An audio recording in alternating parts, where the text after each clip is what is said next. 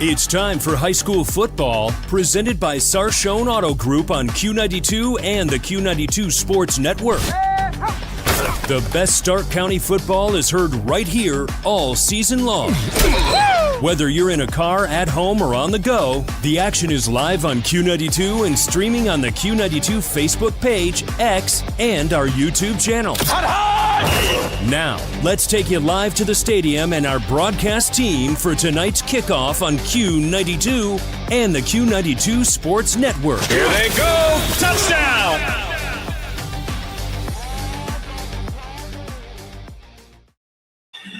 Good evening, everyone. We have arrived at week 4 of the 2025 Ohio High School football season on the Q92 Sports Network, brought to you by the Sarshone Auto Group. I'm Jay Wilhelm, and I'm here live in green as the Bulldogs play host to the North Canton Hoover Vikings in this Federal League showdown. The Vikings come in at 3-0 after 3 dominating wins. They've defeated Akron Buchtel 30-0 in week 1, Medina 42-17 in week 2, and Akron North 64-0 last week. This is North Canton's first road game of the season, and they'll look to continue their winning ways. Green enters tonight sitting at 1-2. The Bulldogs lost the first 2 games of the season to Indian Valley and Riverside, then last week got their first win against Talmadge 42-7. They come back home tonight after a 2-game road trip and look to get back to 500. It is a whole bunch of stuff going on here tonight. We have youth night, military night, first responders night. We're going to step away for a commercial break, and when we return, we will take a look around at the other games being called tonight on the Q92 Sports Network. I'm Jay Wilhelm, and you're listening to High School Football, brought to you by the Sarshone Auto Group on the Q92 Sports Network. Ladies and gentlemen, Northeast Ohio knows football, and Sarshone Auto Group knows Northeast Ohio. As an official partner of the Cleveland Browns, Sarshone Auto Group serves our community with the best selection and the best service. From Ford, Chevy, Chrysler, Dodge, Jeep, Ram, and more. From the toughest trucks to the SUVs that fit your family. Sarshone Auto Group, an official partner of the Cleveland Browns, and the place where Northeast Ohio comes to drive. Visit Sarshone.com. RG Drag, Stark County's premier career center, offers programs that prepares its students at the high school level for careers and continued education beyond high school. Upon completion, RG Drag students have an immediate opportunity to obtain a well-paying job in many exciting career fields. We offer everything from culinary, dental assisting, engineering, sports turf and landscape, welding, and so much more. Contact RG Drag to find a program and career that's the perfect fit for you. RG Drag, where careers begin.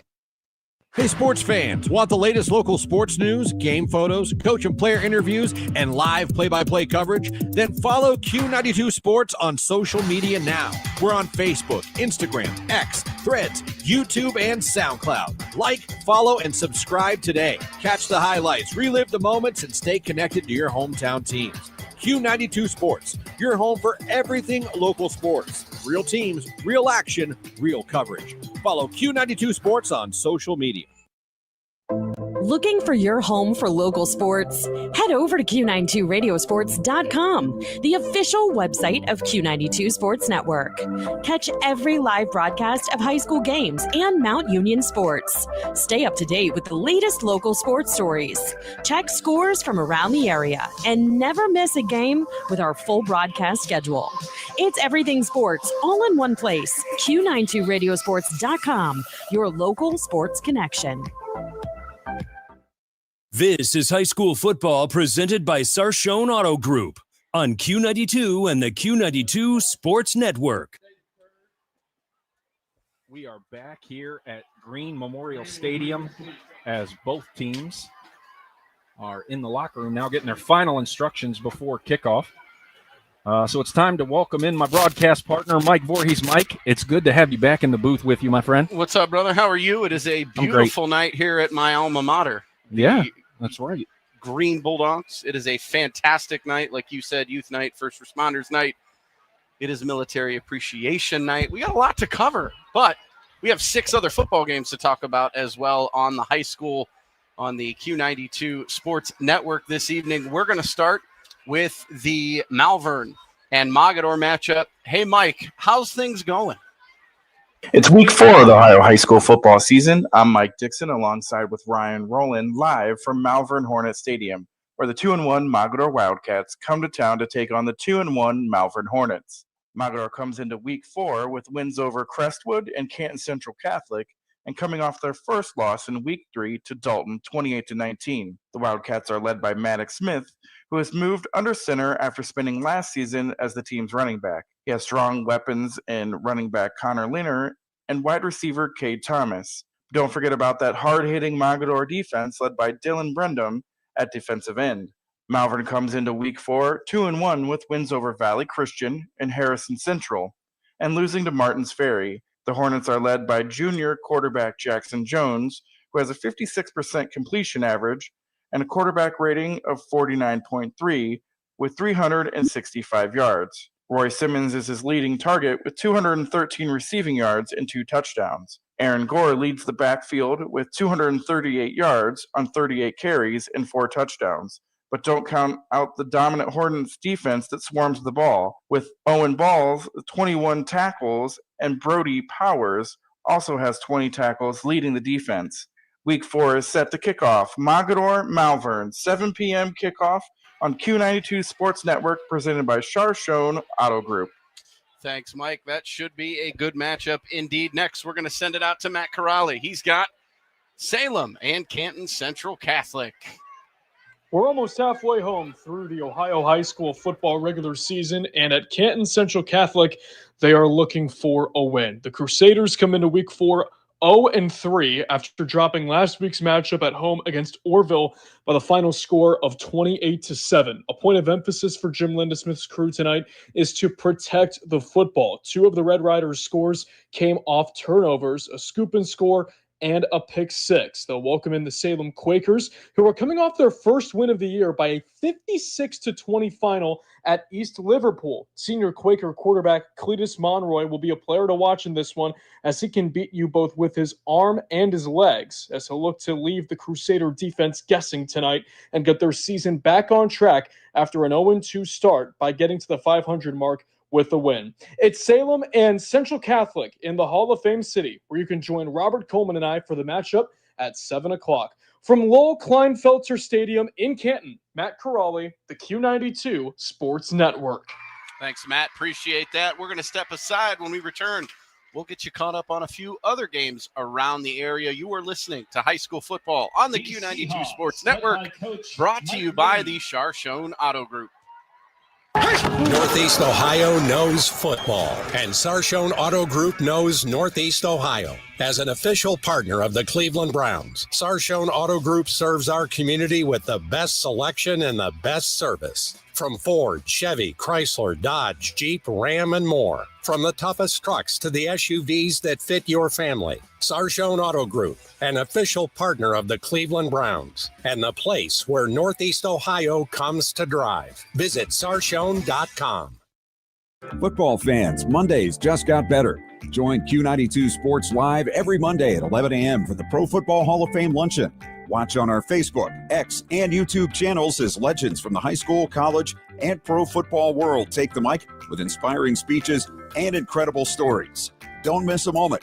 Like, follow, and subscribe to Q92 Sports on social media and catch every Pro Football Hall of Fame Luncheon live every Monday at 11 on the Q92 Sports Network.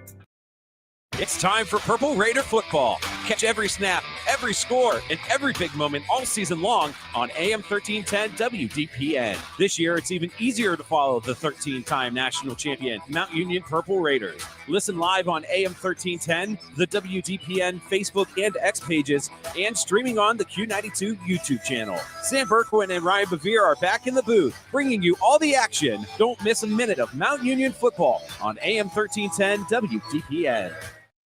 Missed the big game? Don't worry, Q92 has you covered. Check out our SoundCloud page where you can relive every exciting moment. From high school football, basketball, baseball, and softball to Mount Union football and basketball, we've got it all. That's every broadcast from this season, and even classics going all the way back to 2016. Follow Q92 Radio on SoundCloud and never miss a play, a call, or the thrill of the game. Q92 Radio on SoundCloud, your home for every game, every season. This is high school football presented by Sarshone Auto Group on Q92 and the Q92 Sports Network. Back inside Green Memorial Stadium at Green High School, it's Mike Voorhees alongside Jay Wilhelm. We've got Hoover. We've got Green tonight. It is going to be a beautiful night for football. But before we talk our game, we've got 4 other games that we need to talk about on the Q92 Sports Network. We are going to send it out to my man, Ryan Keller. High school football brought to you by Sarshone Auto Group on the Q92 Sports Network. And tonight, the undefeated East Canton Hornets, sitting at 3-0 for the first time in 20 years, will hit the road to take on the St. Thomas Aquinas Knights, who are still looking for their first win of the season. Kickoff is set for 7 o'clock. East Canton's been rolling behind the play of their quarterback, Owen McCroskey, who's accounted for 6 touchdowns through the air and another 4 on the ground in just 3 games. The Hornets' offense has been piling up yards and points, and they'll look to keep that momentum going against the Knights, a team still searching for answers. As for St. Thomas, the struggles have been real. Only 6 points total through their first 12 quarters of football, but tonight could be the night they turn it around. The Knights will look to spark their offense with junior quarterback Anthony Powell, who's still looking for his first touchdown pass of the season, and junior running back Karan Wynn, who's carried the ball for 105 yards and a touchdown so far this year. Will East Canton keep their perfect season alive, or will the Knights rise up at home and grab their first win? It's East Canton versus St. Thomas Aquinas, live tonight at 7 o'clock, only on the Q92 Sports Network. And that was Christian Bigglesworth. That wasn't Ryan Keller. My bad. Now we're going to send it to Ryan Keller. He's got McKinley and Glen Oak. It's week 4 of high school football on the Q92 Sports Network, and it's time for the Federal League opener. And we will kick things off with the backyard brawl. 1-2 Canton Glen Oak versus 2-1 Canton McKinley. We are coming to you live from Tom Benson Hall of Fame Stadium, where these two teams with fresh momentum will clash under the lights. Coach Garcia and the Golden Eagles are fresh off their first victory of the season, a dominating 50-6 win over East Tech last weekend, fueled by a punishing ground game. Look for senior Javelion McClendon, who torched their defense for 141 rushing yards last week, and sophomore DeMarlo Rozier to make big plays. On defense, senior linebacker Matt Riskus is a tone setter looking to pressure McKinley's offense. Head coach Renzi Parnell and the McKinley Bulldogs also bounced back with a big win, taking down Cleveland Heights 34-12. Keep your eyes on talented sophomore running back Kylan West, who ran for 135 yards and a touchdown last week. Quarterback Trenton Hayden will be looking for senior DJ Britt, who had 5 catches for 116 yards last week, and junior Darius Hill, who is returning from injury. Both teams are riding high, but it was McKinley who won last season in a 35-6 rout over Glen Oak. The Pups lead the all-time series 39-13. Join me, Ryan Keller, and my broadcast partner, Antonio Hall, for the call tonight from Tom Benson Hall of Fame Stadium. Kickoff set for 7 o'clock on Q92 Radiosports.com and the Q92 YouTube channel. From Tom Benson Hall of Fame Stadium, Ryan Keller, Q92 Sports. Thanks a lot, Ryan. That should be a good one. We're going to step aside. When we come back, we'll get our AM game and our FM game of the week. You are listening to High School Football, brought to you by the Sarshone Auto Group on the Q92 Sports Network. Peace of mind. It's one of the most important benefits that we can offer at Friends and Family Credit Union. Welcome to Family Secure Checking. It offers unrivaled security to protect your everyday finances and purchases, as well as comprehensive identity theft protection and reimbursement coverage, credit file monitoring, benefits for travel, shopping rewards, and cell phone protection that includes repair or replacement for up to 4 phones on your cell phone plan. It's time to bring a friend into the family. When it comes to sports, Sam Berkwin brings the heat. Catch the Sam Berkwin Show weekdays from 3 to 6 p.m. on AM 1310 WDPN and streaming live on the WDPN Facebook and X pages, plus the Q92 YouTube channel. From the Browns to the Buckeyes, the Guardians, Cavs, and your local high school teams, if it's making headlines in the sports world, Sam is talking about it. It's the local sports talk you want. The Sam Berkwin Show, weekday afternoons on AM 1310 WDPN. Hey, sports fans, want the latest local sports news, game photos, coach and player interviews, and live play-by-play coverage? Then follow Q92 Sports on social media now. We're on Facebook, Instagram, X, Threads, YouTube, and SoundCloud. Like, follow, and subscribe today. Catch the highlights, relive the moments, and stay connected to your hometown teams. Q92 Sports, your home for everything local sports. Real teams, real action, real coverage. Follow Q92 Sports on social media. Looking for your home for local sports? Head over to Q92radiosports.com, the official website of Q92 Sports Network. Catch every live broadcast of high school games and Mount Union sports. Stay up to date with the latest local sports stories. Check scores from around the area and never miss a game with our full broadcast schedule. It's everything sports all in one place. Q92radiosports.com, your local sports connection. This is high school football presented by Sarshone Auto Group on Q92 and the Q92 Sports Network. Back inside Green Memorial Stadium at Green High School, it's Mike Voorhees alongside Jay Wilhelm. We've got the countdown to kickoff, about 11 and a half minutes to go before we're ready to knock this one out of the park with the Hoover Vikings and the Green Bulldogs. But before we talk about our game, let's send it over to Sam Berquin, who's got Louisville and Marlington. A big Week 4 matchup tonight here in Marlington as the 2-1 Marlington Dukes play host to the undefeated 3-0 Louisville Leopards. Hi, this is Sam Berkman. You can join me and my partner Caleb Norig tonight at 7 o'clock as the Dukes take on the Leopards. Marlington off to that 2-1 start. Wins against Warrensville Heights 19-8 and Warren Howland 38-20. Only blemish on the record came last weekend against Northwest, where the Indians beat the Dukes by the score of 35-0. Speaking of the Louisville Leopards, undefeated, 3-0 for the first time since 2013. Last time these two teams got together, it was all Louisville. Leopards rolled in that one by the score of 38-13. Looking at the Marlington Dukes, Cam Evanich, what a year he is having at the wide receiver spot. 4 touchdowns, 326 receiving yards. He also has 106 yards on the ground. Meanwhile, for the Louisville Leopards, how about their defense? They have only given up 16 points all season long. So something kind of has to give tonight in Marlington. It's the Dukes, it's the Leopards. Join myself, Sam Berkman, and Caleb Norig for all the play-by-play tonight. The kickoff is all set for 7 p.m. Sam Berkman for AM 1310 WDPN and the Q92 Sports Network. Thanks a lot, Sam. That should be a good one. Right now, we're going to go to the FM game of the week over on 92.5. It is a big one. Harry and Lake. Hey, Clint, what's going on? The only matchup of undefeated teams in Stark County this week is in Uniontown, where the Lake Blue Streaks host the Perry Panthers. Perry reached 3-0 last week with a 25-14 win at Warren Harding. Connor Shepard ran 29 times for a county tops 203 yards and 2 touchdowns. Jonathan Lemon had 82 yards as Perry outgained the Raiders 420-186. Quarterback Cameron Treharn threw for 122 yards and a touchdown. Jaden Wilson had 4 catches for 91 yards, including a 37-yard TD on the last play of the first half. Treharn has thrown for 436 yards and 4 scores, while Shepard has 338 yards on the ground. Lemon is next with 326. Shepard led his team in tackles from the linebacker spot last week. The Panthers have outrushed their opponents in the first 3 weeks, 734-146. Jaden Wilson has 2 interceptions, including 1 returned for a score.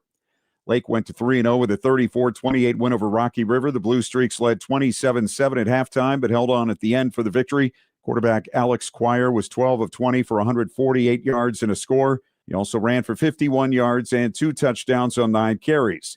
He and Davis Matson will have to pick up the slack for Coach Dan DeGeorge's son, Ty, who suffered a broken ankle 5 plays into the game. DeGeorge was a force on both sides this season, scoring 9 touchdowns and throwing for 1 in the first 2 weeks. He was also Lake's best defensive back. Matson returned from a preseason appendectomy to run for 173 yards and 2 scores on 26 carries. Quire has thrown for 525 yards and 4 TDs. Lake had won 3 straight in the series before Perry prevailed 17-7 last season. Panthers lead the series 23-14. It's Perry at Lake with kickoff at 7. For Q92 Sports, I'm Clint Scroggs.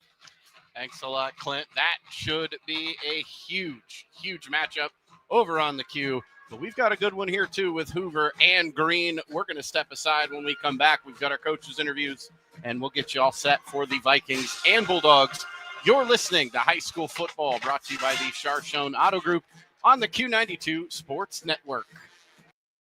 Northeast Ohio knows football, and Sarshone Auto Group knows Northeast Ohio. As an official partner of the Cleveland Browns, Sarshone Auto Group serves our community with the best selection and the best service. From Ford, Chevy, Chrysler, Dodge, Jeep, Ram, and more. From the toughest trucks to the SUVs that fit your family. Sarshone Auto Group, an official partner of the Cleveland Browns, and the place where Northeast Ohio comes to drive. Visit sarshone.com. Football fans, Mondays just got better. Join Q92 Sports Live every Monday at 11 a.m. for the Pro Football Hall of Fame Luncheon. Watch on our Facebook, X, and YouTube channels as legends from the high school, college, and pro football world take the mic with inspiring speeches and incredible stories. Don't miss a moment. Like, follow, and subscribe to Q92 Sports on social media and catch every Pro Football Hall of Fame Luncheon live every Monday at 11 on the Q92 Sports Network. It's time for Purple Raider football. Catch every snap, every score, and every big moment all season long on AM 1310 WDPN. This year, it's even easier to follow the 13-time national champion, Mount Union Purple Raiders. Listen live on AM 1310, the WDPN Facebook and X pages, and streaming on the Q92 YouTube channel. Sam Berkwin and Ryan Bevere are back in the booth, bringing you all the action. Don't miss a minute of Mount Union football on AM 1310 WDPN. Missed the big game? Don't worry, Q92 has you covered. Check out our SoundCloud page where you can relive every exciting moment. From high school football, basketball, baseball, and softball to Mount Union football and basketball, we've got it all. That's every broadcast from this season and even classics going all the way back to 2016. Follow Q92 Radio on SoundCloud and never miss a play, a call, or the thrill of the game. Q92 Radio on SoundCloud, your home for every game, every season. This is high school football presented by Sarshone Auto Group on Q92 and the Q92 Sports Network. Back inside Green Memorial Stadium at Green High School, it is Mike Voorhees alongside Jay Wilhelm. And we've got the Hoover Vikings, the 3-0 Hoover Vikings, and the 1-2 Green Bulldogs this evening on First Responders Night, Youth Night, and Military Appreciation Night. The Hoover Vikings have just taken the field. Green is just about to take the field. Before we get to kickoff, we had a chance to talk to both head coaches. We're going to start with head coach Brian Baum of the Hoover Vikings. Q92 Sports here with Hoover Vikings head football coach Brian Baum. Coach, it is a beautiful night for football. How are we feeling tonight? I'm feeling good. Had a good week of preparation. We're just ready to get started. Coach, with this being your first away game of the season, how different is the mindset, the preparation that goes into tonight? I know you have to make sure everything's ready the night before, both coaching staff and players, make sure you don't forget anything. So far, so good. And, we played in the Federal League so tight-knit communities anyways, it just feels like another home game. Yeah, obviously you're not too far from home tonight, which is nice. Coach, we know that Green loves to spread it out. What's been the message this week to the Viking defense to try to slow them down and make them one-dimensional? I wouldn't be surprised if they try to take advantage of their line tonight and they try to run the ball with the two-back system. So, and we've coached up the 5 wide. It was their tradition they've been doing. But, for some reason, I'm getting the inkling they're going to try to use an H-back or 2 backs back here tonight. Sounds good. Coach John Collins, incredible talent, amazing athlete. What makes him so special for Hoover? He works hard. He was asked to do something last year that wasn't really fair to him starting week 2. And, he got us through the year and progressed. But, we put a lot on his plate real quick. This year he was prepared. He prepped as the quarterback, and you're seeing the dividends there. Awesome. We can't wait to watch him tonight. Coach, we want to thank you for your time. Good luck tonight in this Federal League matchup. We wish you luck. And hopefully we get a chance to see you here in a few weeks. Thanks. We need to go 1-0. You heard it. Coach Baum wants to go 1-0 in the Federal League and move to 4-0 overall. But in order to do that, he's got to beat a very hungry Green Bulldog team led by head coach Mark Geis. Had a chance to talk to Coach Geis. Let's take a listen. Q92 Sports here with Green Bulldogs head football coach Mark Geis. Coach, back home after a dominant win last week against Talmadge. What'd you learn about your team last week? Yeah, we learned a lot over the past 3 weeks, and the fact that we came back after 2 really heartbreaking losses, 2 tough games that went 4 quarters. But that's how the game is. One team wins, one team loses. But I thought we bounced back, had great focus in that week, and we've practiced pretty well since that point. So good leadership and a good team bounce back for us. Tonight opens Federal League play, and you take on crosstown backyard rival Hoover. What has been the message this week to the Bulldogs as you guys are prepping now for the big part of the schedule? Yeah, they're an explosive football team offensively, so obviously a big part of our week has been limiting explosive plays and tackling well and just, playing 1/11th good defense and doing your job out there. That's how you eliminate those plays.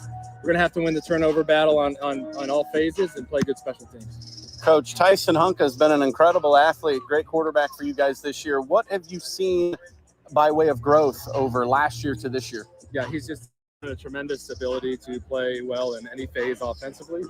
He's very calm in everything that we do, and he's definitely the guy that drives the whole bus out there. He knows everything. He's studied. He's very mature. He's obviously has a lot of experience, but he's definitely the guy that drives the whole bus. We can't wait to watch him play tonight. Coach, obviously injuries are a part of football. Any injury news tonight or changes to your depth chart as you get ready to take battle with the Vikings?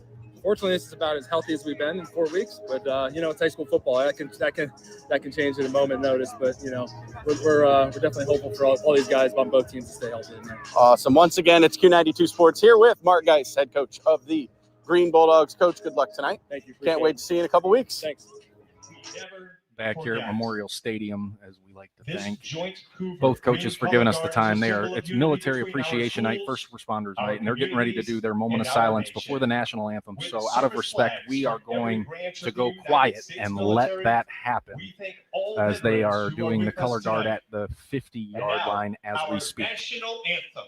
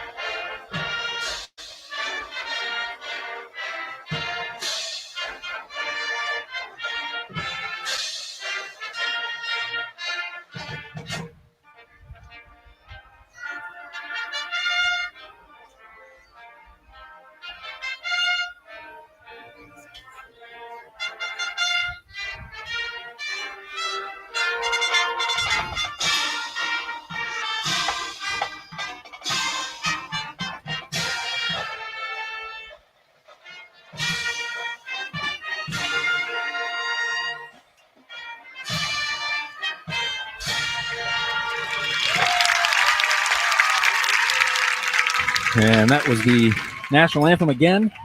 Military Appreciation Night, First Responders Night, and Youth Night.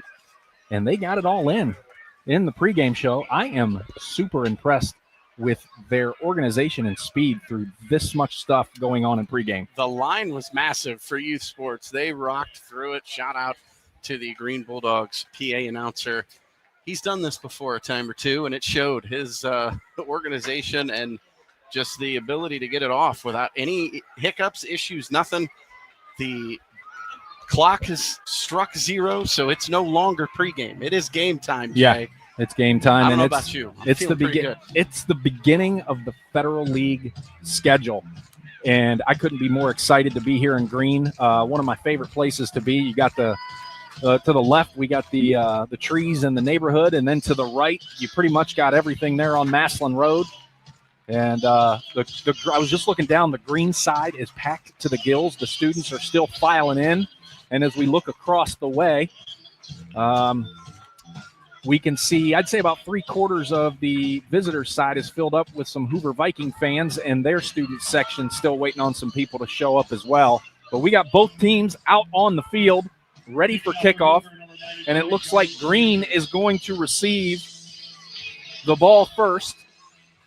North Canton Hoover in their white tops, black pants, orange helmets with the black numbers and trim. We got Green in the black jerseys, white pants, black helmet, and they're different color orange trim and numbers. 2 different oranges for tonight. Yeah, absolutely. So we were talking about that pregame, green and orange, and, you know, it is what it is. But, you know. Well, you win some, you lose some. But that's all I'll say about that. And we're going to get to see senior 5'9", 165-pound quarterback Tyson Hunka right away. As, like I said, green will receive the opening kickoff. And the referee just handed the ball to the North Canton Hoover kicker, who we were watching down on the field pregame. Dude has a cannon for a leg. Joey Reidinger, the sophomore kicker. Dude's got a bazooka attached to his leg. I mean, that's just – the ball was flying off his leg. Number 93. Yeah. He's just a sophomore. Ball is in the air, plenty, and it's going to be through the back of the end zone, just like we were talking, on cue for the young man out of North Canton with the big leg. And here comes Tyson Hunka and his offense. I'm excited, Jay. Number 20 for Green. That is Evan Reed, the senior running back / linebacker, is back. He was injured, missed the first 2 games for the Bulldogs, but he is back tonight. And I think he will make a huge difference for this Bulldog offense. Love it. Can't wait to see what they got going on. And Hunka's going to start out in the shotgun. He's going to have 1 receiver up top to the right, which is Sam Dobravitz, and 2 down here to the left. And he's going to hand it off right away up to the left side. Gains about 3 yards. I believe that was Evan on the carry. That was Evan Reed on cue. I mean, he's a huge part of this offense. Loves to just run. He's a great runner. Downhill runner with some speed, and he can also catch the ball out of the backfield. So I'm pretty sure Tyson Hunka's happy to have him back. 2nd and 7 from their own 23-yard line. Hunka back in the shotgun. 2 receivers this time up top to the right, 1 down here to the left. One of the receivers, Evan Giorgio, is in the slot on the top right side there as they are going right to left. 11:24 to go here in the first quarter. No score. And they're going to hand it off to Reed again, who goes straight up the middle and gets out to about the 29-yard line. And that's going to bring him about 1.5 yards short of the first down to be 3rd and 1. This is what Green loves to do. A long time ago, they used to spread it out 5 wide and just chuck the rock. Those days are gone. They've got a couple of tailbacks. You'll see Evan Reed. We're also going to see Anthony McMichael the third. He will be back there as well. Love the 2-headed monster at tailback. Hunka out of the shotgun again. This time 2 receivers up top. 1 down to the right, takes the snap, hands it off to Evan up the right side. He's got the first down easily after about a 3-yard gain. It's going to be 1st and 10 Bulldogs. Well, we know that this Hoover defense is really, really good. Obviously 3-0 for a reason. They waltzed through their first 3 opponents. Medina was probably their toughest opponent. That was week 2, but they still steamrolled them. Yeah, 42-17, I believe, was the final in that game. This one's going to be a little bit different. Yeah. It's going to be a little bit tougher, and it's a Federal League game, so those are always smash mouth, but I got a chance to cover Hoover in week 1 against Buchtel, and they rushed to the football. 1st and 10 for the Bulldogs. Hunka in the shotgun. Takes the snap, and this time he's going to pitch it left to Evan Reed, who goes up the left side, and he's going to be pushed out of bounds at about the 39, 40-yard line. Well, again, Evan Reed just all over it. Jay, we've already got a score into the scoreboard. How about, what was that? Salem over Canton Central Catholic, 7-0 right away. Gotta love it. It is, like you said, Jay, the Federal League. Records don't matter. Yep. These teams are fighting for that all-important division ranking. That's what they want. Yeah. And Anthony McMichael on cue in the backfield. 2nd and 5 for the Bulldogs. And he's going to take the snap. Hunka goes straight up the middle on a designed quarterback keeper across the 50 and into Hoover territory. 1st and 10 down to the Hoover 49-yard line. So far, it has been, hey, Green, you're going to run the football, and Hoover's not going to be able to stop you. So four plays, all rushing. Right back to the line they go, and another handoff straight up the middle. This time it's Anthony McMichael the third, and he got another 8-yard gain there. I'll tell you what, Hoover's got to tighten it up a little bit. Green's starting to show those running lanes. And right back to the line, they're in the hurry up. Hunka takes the snap, another handoff, breaks one tackle, spins his way to the 39-yard line, and he's going to be close to another one, maybe half a yard short. It's going to bring up 3rd down. Yeah, it looks like he's going to be about a yard short on 3rd down, but Green's doing this tempo offense, and Hoover doesn't have a stop for it. going to be 3rd and 1 from the Hoover 40-yard line as Green has moved into Viking territory. They slow it down a little bit here as Hunka gets the call from the sideline, back in the shotgun. McMichael behind him in the backfield takes the snap, hands it off to him again, up the right side, spins back towards the middle, and he's taken down at the 35. Tackle there by number 11, Carter Lukens, the senior linebacker of Hoover, able to wrap him up, but not after McMichael got the first down. Another 1st and 10. We're under 9 minutes to play. A nice opening drive here so far for the Green Bulldogs. Hunka back in the shotgun, puts a man in motion. He's got 3 receivers, 2 to his left, 1 to his right, and McMichael behind him in the backfield. Hunka takes the snap and another handoff. Cuts it up the middle. Gains about 2 to 3 yards before he's brought down, and that was, again, Anthony McMichael III. Well, we know that Evan Reed battling an injury. I don't know if he's 100%, but he's close. You're going to see them subbing in and out quite a bit tonight. 2nd and 8 for Green as they are down to the Viking 33-yard line. And back in the shotgun. They're going to stay 3 wide. Hunka takes the snap, fakes the pitch, and he's going to run it himself up the left side, and he maybe gets a yard, maybe nothing. And it's going to finally bring up a 3rd and long for that Viking defense. This time the Hoover Vikings not fooled on that fake pitch to the outside. Able to wrap up Hunka before he's able to take off. 3rd down, Jay. 3rd and 7 from the Viking 32-yard line. Under 8 minutes already here in the first quarter. No score for either team as we are live from Memorial Stadium here in Green as the Bulldogs play host to the North Canton Hoover Vikings. Hunka getting the call from the sideline. Well, while we wait, Salem now up 14-0 over Canton Central Catholic. That looks like that one's going to get ugly quick. Hunka in the shotgun. 4 receivers this time, 2 to each side, but they're going to hand it off again, and Vikings are all over it as that's going to lose yardage, and that's going to bring up 4th and long. Well, obviously it's 4-down territory. It's a little bit outside of a kicker's range here in high school, so maybe, just maybe, Green's going to have to throw the football. Well, they're definitely going to do that unless there's trickeration going on, but they got 5 wide, nobody in the backfield with Hunka. They got 3 receivers to the right, 2 down here to the left. It is 4th and 8 from the Viking 33-yard line.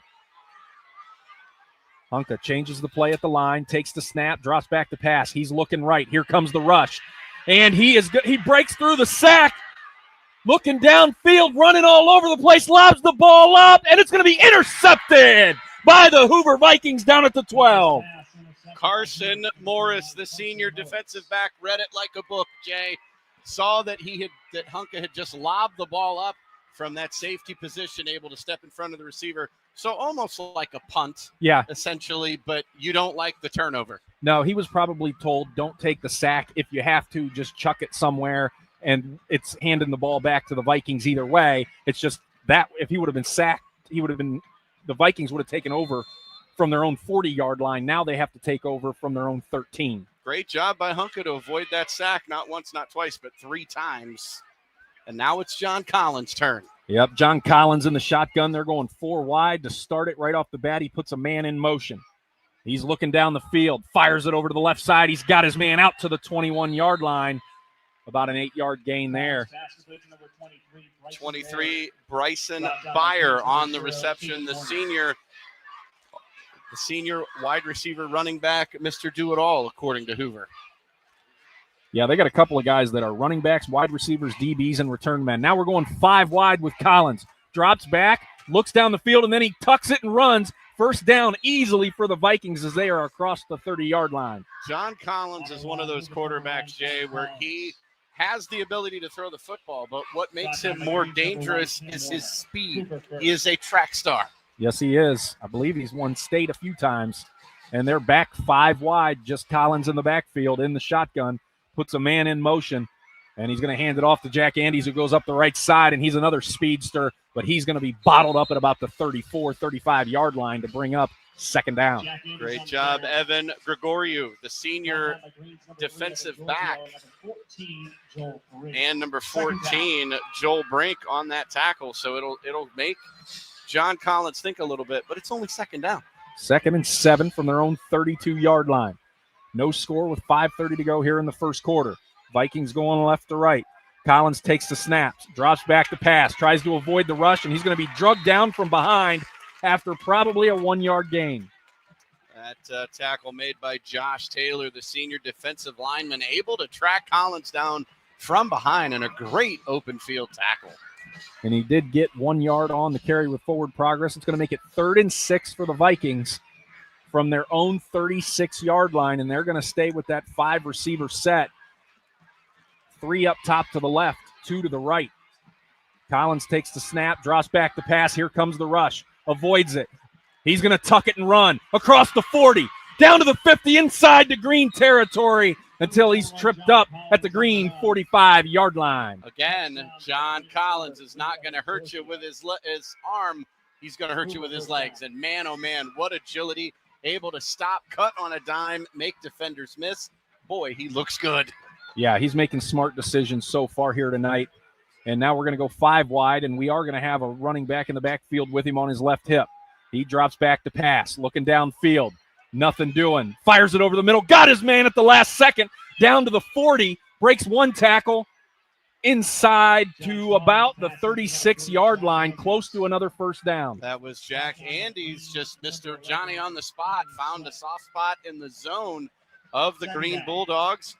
Made 1 man miss. Picked up good yardage on this 2nd and 1. 2nd and 1 and 5 wide. Again, Collins in the shotgun from the green 36. Takes the snap, hands it off to his back, straight up the middle. Easy first down and inside the 30, down to the 28-yard line, 1st and 10, North Canton. That was Michael Lamline, the junior running back, wide receiver. I don't know how many titles you can give players, but apparently he can do it all. He showed it there. Right back to the line of scrimmage for the Vikings offense, 4 wide, 2 to each side. Collins barking out the orders. Takes the snap, drops back to pass. He's going to fire it up to the top right side of the end zone. And incomplete, just through the hands of the intended target. It's going to bring up 2nd down.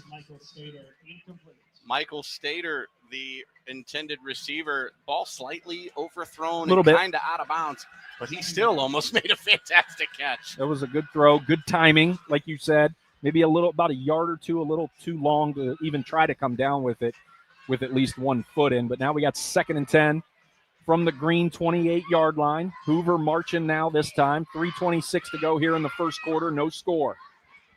5 wide again for the Vikings. Takes the snap, drops back. He's looking left this time. Now he's going to tuck it and run. Gets down to about the 25-yard line. That's going to bring up 3rd and about 6. Again, Green doing a great job. This time they had a spy on John Collins, but he's still able to pick up positive yards. You have to have a spy on that guy. Uh-oh. There's that gong.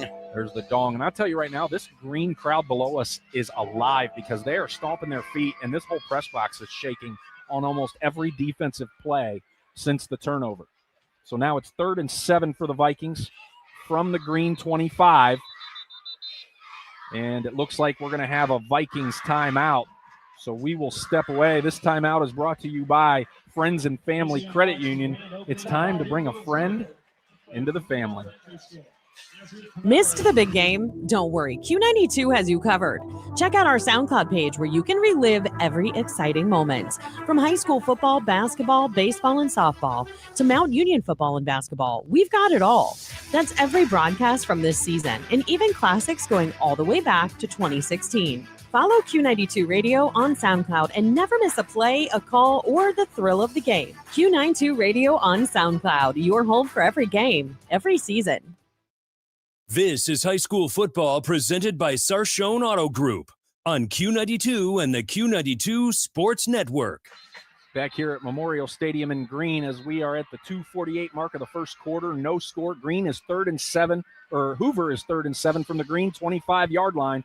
Mike, it's almost like these two teams have flipped what they normally do. Green's usually the one going 5 wide, and North Canton's usually the one pounding it down your throat with a couple of running backs. But right now, it's the exact opposite. Well, you got to. This is what you do for practice during the week. You got to look for ways to make yourself different. Collins in the shotgun, 4 receivers, puts a man in motion. Takes the snap off the carpet, drops back to pass, looking right, fires it up over to the right side. The jumping touchdown catch by Jack Andes for the North Canton Hoover Vikings as they get on the board first. That was a beautiful throw by John Collins. Jack Andes gets the jump ball, and the Hoover Vikings strike first in this backyard brawl. They're now up 6-0, the all-important extra point. And, Jay, it looks like it's going to be a different kicker. It's David Wadley, the senior. Looks like he handles extra point duties. The other kicker handles all of the kickoffs. They had a little annexation of Puerto Rico there. I love these little wonderful lineups that they do. And the extra point is up. Plenty of leg, and it is good. It is now 7-0. North Canton on top of Green. We have now seen both offenses here with 2:42 to go in the first quarter. The North Canton Hoover Vikings lead the Green Bulldogs 7-0. That was a great job. I mean, great drive by both teams to really start this game. Green, unfortunately, the turnover, quote-unquote punt, we'll call it, but Hoover looked dominant, running down the field, pretty much could do whatever they wanted, and John Collins is that dual-threat quarterback. And I think that was the difference, was Hoover was having it run down their throat there for most of the drive, and then they put more guys in the box, stopped getting tricked, and just went straight after the ball carrier, which is how they got to Green's quarterback on the first offensive drive for the Bulldogs. And Green just couldn't do the same because of all the different kinds of ways that North Canton can attack you. Well, it'll be interesting to see how Green responds. Obviously, you never want to fall behind, especially at home, but Green's offense looked really good the first time they had the ball. And Big Leg is back as they switch out kickers again. And he line drives it down the left side. It's going to bounce at the 5, but roll into the end zone for another touchback. Looks like one's for accuracy and one's for power. I believe that is absolutely correct. You know, it's like during the week when you got to take the family to practice and dinner, you put them in the Escalade. But on the weekends when it's just you and you got a moment, you hop in the Lamborghini and you just go, go, go. I love it. I love it. So we're going to get to see Tyson Hunka and his crew again back on offense, see what kind of adjustments they've made, as they were predominantly a run team to open that first drive. And they're going to go back in the shotgun, 4 wide, 3 up top to the right, 1 down here to the left. And they got McMichael in the backfield. And they're going to fake the handoff and fire it on a slant up the middle, in and out of the hands of the intended target, incomplete. That was Evan Gregoriou, the senior receiver. Ball slightly He was ahead open. of him. Slightly ahead of him. Yep. Should have made the catch, though. Yeah, he was open, though. It shows that they can get receivers open, so that's going to add an element that Hoover has to now account for, unlike the last drive. 2nd and 10 for the Bulldogs from their own 20-yard line, trailing 7-0 with 2:38 to go here in the first quarter. Hunka in the shotgun, same formation, drops back to pass. This time he rolls immediately right, fires it off to the right side, a little too high again for Evan, incomplete. 3rd and 10. Gregoriou again, his intended receiver. This time he's not 7 feet tall. He couldn't catch that ball. Yeah. You might have had a chance with your 38-inch vertical back in the day, but Maybe 30 years ago. Exactly. Yeah. 20. I'm not that old. I was 20. going to say, shoot, how old are you? No. We're not going there. Nope. As far as I'm concerned, I'm about 23. There you go. You're only as old as you feel, right? 5 wide for Hunka. 3 receivers up top to the right, 2 down here to the left, and he's in the backfield all by himself. It is 3rd and 10 from their own 20. Takes the snap, drops back to pass, looking left. Fires it over the middle. There is nobody there as it lands at the 50-yard line, incomplete, and 4th down, and Green's going to have to punt the football right back to the Vikings. The intended receiver there, Ben Bronack, the senior receiver, he's 6'1", but that ball was probably 10 yards ahead of him. Yeah. Just a slide overthrow. You wonder why Green went all pass there when the run seemed to be effective on that first drive. They didn't run it once. All passes. Hoover's defense. Possible. And there is the kick. It is going to land at about the 50 and roll out of bounds at the North Canton 41-yard line, and that's where the Vikings will get 42-yard line. That's where the Vikings will set up shop for their second offensive drive of the ball game, leading 7-0 with 2:21 to go here in the first quarter. That first all but 2.5 minutes of that first quarter flew by, and now the last 10 seconds went womp-womp. Yeah, definitely a little bit slower, but hey. Hey, it's still nothing what I dealt with at Sandy Valley and East Canton last week. When the last 2 minutes and 30 seconds of the first half lasted 35 minutes of real time. I mean, even the home team press box was like, bro, come on. I had Akron East and Canton South. It didn't go that bad. Yeah. So Collins back out, back in the shotgun, 4 wide. Takes a snap, hands it off to his back, who goes up the left side out to about the 46-yard line. Bring up second down. Again, that's Michael Lamlin, the junior running back. Trying to say it before the announcer just to make sure I'm saying it right. And I can't, we're saying it at the exact same time. So I apologize if I'm butchering somebody's name. Yeah, 2nd and 6. Collins drops back the pass. Pocket's collapsing, and he's going to take off. He's across the 50, down through the 40, to the 30, inside to the 25-yard line. Another great run. He is not only fast and shifty, but he is hard to bring down at that size. Those legs just keep churning and churning and churning. I'm going to have a nickname for John Collins. Are you ready? Yeah. Quadzilla. Okay. He's got some massive legs, and they just churn. Yeah, he's a big boy. Very hard to tackle, and it shows. 1st and 10 from the green, 25-yard line for the Vikings. Back in the shotgun, 4 wide. Collins drops back the pass, looking left, fires it to the left side, just over the hands of his intended target, incomplete. That'll bring up 2nd and 10. Chris Carter, the intended receiver. Not that Chris Carter. I know you're Mr. Buckeye over there. Not that Chris Carter. And they went to the sideline, and that was his specialty, too. I know. Ooh, you almost got me. Maybe. Chris Carter, junior receiver. I don't have height, but he needed to be a few inches taller to catch that one. 4 wide again for Collins in the shotgun. Drops back to pass, fires over to the left side. Got a man wide open. Just past his fingertips. Incomplete, 3rd and 10. Bryson Byer, the intended receiver. Jay, he was so wide open. He could have walked in to the end zone. The ball just needed to be right there and just there. I think the closest person to him was the guy on the other side of the field in the stands. I mean, he was wide open. But I don't think they expected him to be that wide open because the defender slipped on his break and then just kind of left him there. And if Collins would have waited one more second, then he could have pulled back on that pass. Now it's 3rd and 10. And he's going to hand it off to the running back who goes up the left side, trying to get the corner. He's got it inside the 10-5. Touchdown, Vikings. Guess who? Jack Andes one more time. That was amazing. Again from 25 yards out. So he get a 25-yard reception. Now he has a 25-yard run. Jack Andes, one of the fastest human beings I have ever seen. Yeah? He's so quick. He got that corner pretty well. They had the angle on him, and he turned on the afterburners, and now we get an extra point attempt again from the Hoover Vikings as they are up 13-0 with 1:09 to go. We got a stoppage here. We have a stoppage, and we don't know. Chain gang. Look at the chains. What happened to him? No, they're kind of down. Well, they don't need them. It's an extra point.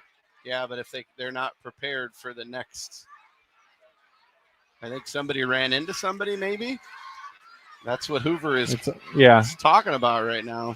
It's on the far side, so we can't really see what's going on. I mean, we can see that there is some discrepancies but we can't see really what they're talking about. And it looks like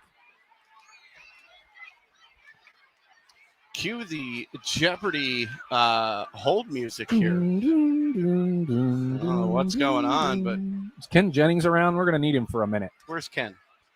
Rest in peace, Alex Trebek. But Ken Jennings. Ken Jennings does a I remember I used to have to rush home from baseball practice in college to make sure I saw Ken Jennings when he was on his run. Well, while we wait, Jay, let's hop into some scores here. East Canton 16, St. Thomas Aquinas 0. Man. Lake trails Perry 7-0. Ooh, I still think that's gonna be a good one. And whistle and the annexation of Puerto Rico is over. Yep, and we're gonna get our extra point if it's the last thing we do. And they have it teed up right now And there's the ball is in the air, plenty of leg, and it's good. It's now 14-0 Vikings. Jack Andes just having himself a ball game. 1 receiving touchdown, 1 rushing touchdown. Can we get the hat trick? Can we get him to throw the ball? Let's go down and talk to Baum and say, listen, I want Andes to throw a tutty. Just so we can say we were in the building for it. I mean, that's an exceptional. Just the fact that they're both 25 yards. Does he know that? Probably not. And the funny part is that run was on 3rd and 10.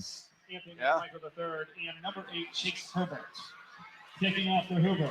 Number 93. So now we get the power kicker for the Hoover Vikings as they are ready to kick it back to the Green Bulldogs. Vikings lead 14-0 with 1:09 to go here in the first quarter. And the ball is in the air. And this one's going to be fielded. No, it's not. It's going to go halfway through the end zone for another touchback. He's 3 for 3 on the touchback. And he's got an absolute cannon of a leg. So I don't think we're going to see many returns unless he lets them return the football. It seems that way. It seems that way. Well, Tyson Hunka and crew's got to do something here. They can't go another 3 and out and give the football back to the Vikings, who already lead 14-0. So here, what you need is you got to go back to that first drive when you ran the football. Hunka takes the snap, and that's what they're going to do. They're going to hand it off to McMichael. He's going up the right side. He's trying to get the corner, and he gets about 5 yards. That's number 0, Caden. Oh, Caden Warner. Okay. So, again, another tailback. He is a senior 5'9", 170. He looked to have a little bit of a burst there. He's got some quick legs. Yep. And it looks like he has a brother, Cam Warner, who's a junior, 6 foot, 195. And he's a tailback as well. So, hey. We'll go running in the family. Let's get the Warner brothers. Haha, you like that? Whoa. Bam, bam, bam, bam, bam. Thanks for that. That's what I wanted. 2nd and 5, and they're going to toss it to him again. He's going to go up the left side. And they're going to get out to about the 27, 28-yard line. And they're going to be about 1 to 2 yards short of the first down as we are under 20 seconds to go here in the first quarter. We'll see if they'll even run another one. They're going right back to the line. They're hustling. And Hunka in the shotgun takes the snap. He hands it off again. And he fights through and gets it just enough for the first down out to the 34-yard line. Good for a Bulldog. First down. There's a little voice crack there by the PA announcer. I can dig it. And that's going to bring an end to the first quarter. We're going to step away. Hoover leads 14-0. You're listening to high school football on the Q92 Sports Network, brought to you by the Sarshone Auto Group. When it comes to sports, Sam Berkwin brings the heat. Catch the Sam Berkwin Show weekdays from 3 to 6 p.m. on AM 1310 WDPN and streaming live on the WDPN Facebook and X pages, plus the Q92 YouTube channel. From the Browns to the Buckeyes, the Guardians, Cavs, and your local high school teams, if it's making headlines in the sports world, Sam is talking about it. It's the local sports talk you want. The Sam Berkwin Show, weekday afternoons on AM 1310 WDPN. This is head coach Brian Baum from the North Canton Hoover Vikings football team. You're listening to high school football on the Q92 Sports Network. This is high school football presented by Sarshone Auto Group on Q92 and the Q92 Sports Network. Back in green as we're getting ready to start the second quarter, and that first quarter was all North Canton as the Vikings lead 14-0. You know what I love this year, Jay? We've got the coaches' liners. I don't know if you catch those listening. We were able to get most of the coaches that we cover for high school football on the Q92 Sports Network. And I love hearing them give us free publicity. It's fantastic. Hey, some of them have some golden tones as well. Yeah, that was a good one by Baum. That was a great one. At the end of one, McKinley and Glen Oak tied at 7. Okay. And we are ready to start the second quarter here as they flip the field. Hunka takes the snap. He's going to keep it himself. Jitterbugs his way for about 2 yards, 1 yard maybe. It's going to bring up 2nd and 9. tackle made by number 86, Owen Williams, the junior. Tyson Hunka on the carry. He delivered a little bit of a shot to Hunka there. It was a good tackle. That's what you get when you run up the middle as a quarterback. They gave him 2. They're going to give him 2. So it's 2nd and 8 from their own 36-yard line. They are now going left to right. As I mentioned, they flipped to the field. And Hunka looking to the sidelines here below us for his play. He's going to have 2 receivers to his left. 1 down here to his right, all by his lonesome. He's going to drop back to pass. He's looking left, looking right. Now he's scrambling. He's going to have to take off up the middle. And he spins his way to the 40-yard line. And he got way more than he should have. Yeah, we had a Hoover player lose his helmet. That's number 54. Jack Zarko, the senior, his helmet popped off. He's got to leave the field for 1 play. 3rd and 4 now for the Bulldogs from their own 41-yard line. And like I said, Hunka was just kind of scrambling around and then just running for his life and just kind of spun his way through to being a little 4 yards short. And that is a very low helicopter that just came right above Fox us. 8. Okay, hey, Fox 8, how you doing? PJ Ziegler, I see you, buddy. Dropping down to pass, goes Hunka. He's going to fire it to the left side. Way over everybody's head, incomplete. It's going to bring up 4th and 4. I mean, I don't know if I'd have thrown that ball. He was double covered. Yeah. So I don't know what Hunka saw, but again, Green going to have to punt the football. The only good thing that came out of that was that he overthrew them so much. The only person that could have even gotten to that was his own receiver. But 4th and 4, and here comes the punting unit for the Bulldogs. 1 man back deep for the Vikings. He's standing at a weird angle, so I can't get his number. Looks like it's either 13 or 23. McMichael's the punter. It's 23 for him. There's the punt. We get a fair catch caught at the 20-yard line. Fair catch by Hoover's number 23, Bryson Baird. Bryson Baird there. You rhymed. Oh, look at that. Bryson Baird there. Nice job. Oh, yeah, that's like when I go 4 There's wide. There's the Fox 8 chopper. Chopper. Hey, that's just like when I go 4 wide, 2 to each side. Come on now, man. Hey, this is a football game and Sesame Street, let me tell you. You're a poet and you didn't even know it? Yeah, I knew it. That's why I threw it. Gotta love the Fox 8 helicopter overhead here as the backyard brawl in the Federal League. Hoover and Green. 1st and 10 from their own 20-yard line now. The Vikings back out there. Collins takes the snap out of the shotgun. Looking downfield, and he's going to tuck it and run. Dives forward to about the 24-yard line. 4-yard gain for the Vikings. John, the pocket collapses, and what I love is Collins shows so much poise, doesn't? He's not affected by it. No, and he's got great feet, and he's moving in the pocket the right way. Moves up when they come around him, moves backward and to the left when it starts to collapse, and he's back in the shotgun, another 4 wide. This time he's going to hand it off, and his running back's going to gain maybe 2 yards. That's going to bring up 3rd and short. That was Michael Lamlin again, the tailback.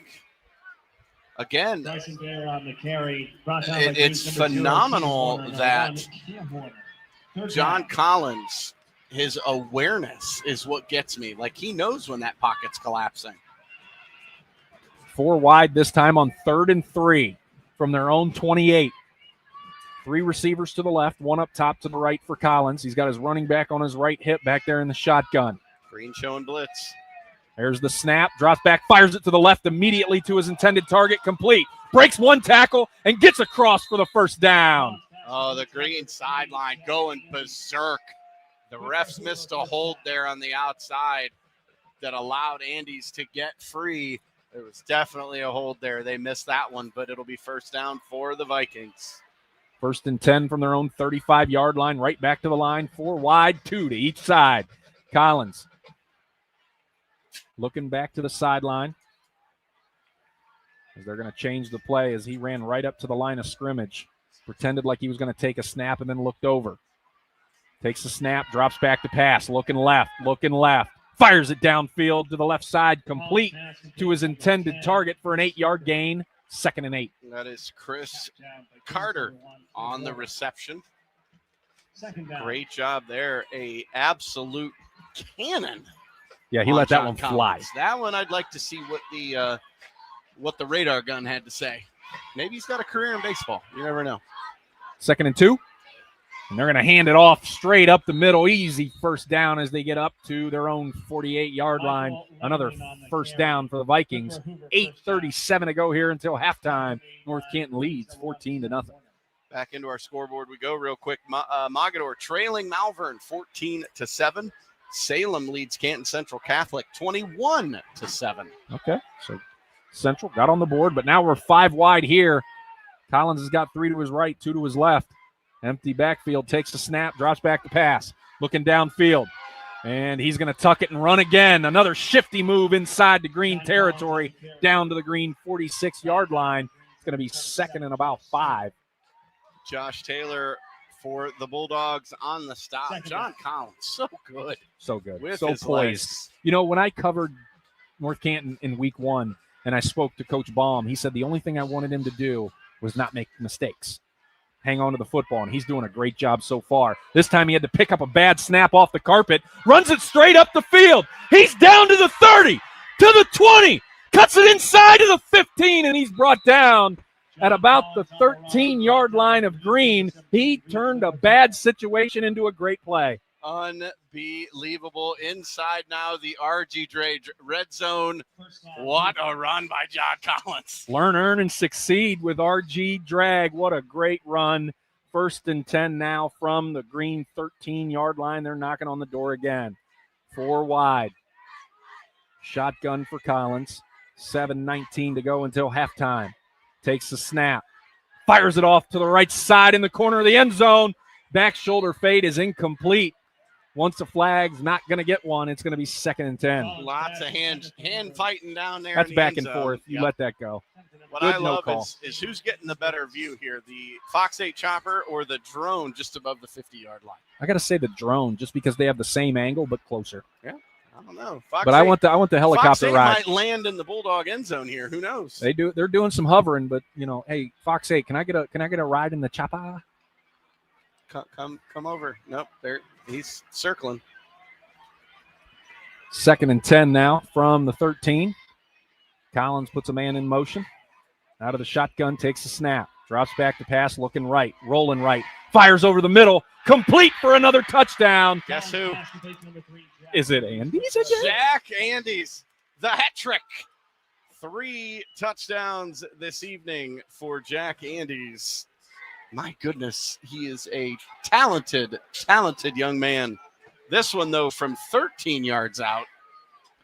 Yeah, how talented can he be? I mean, 25 and 25, and he does a 13. Couldn't do it again.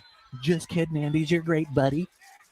We got the extra point still to come for the Vikings as they lead 20-0.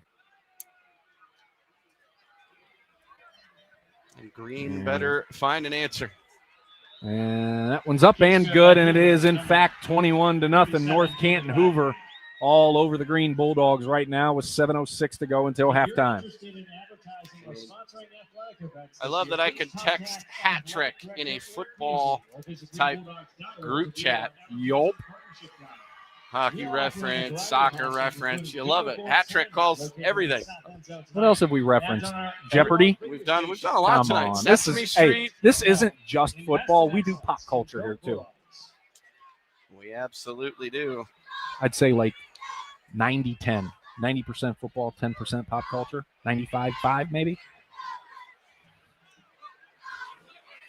Another absolutely beautiful night. Kicking off for Hoover. We have been 93, spoiled Joey Riedinger. all 4 weeks of this 2025 Ohio high school football season so far. And now the Vikings are going to tee it up and kick it back to the Green Bulldogs. And Green's got to come up with something before half. Yeah, they do. Something. Anything to change that 0 and get some momentum and some confidence on that side of the football. Got to do something. Mr. Leg. And this one's high and a little shorter. It's going to be able to be fielded at the 7, out to the 20.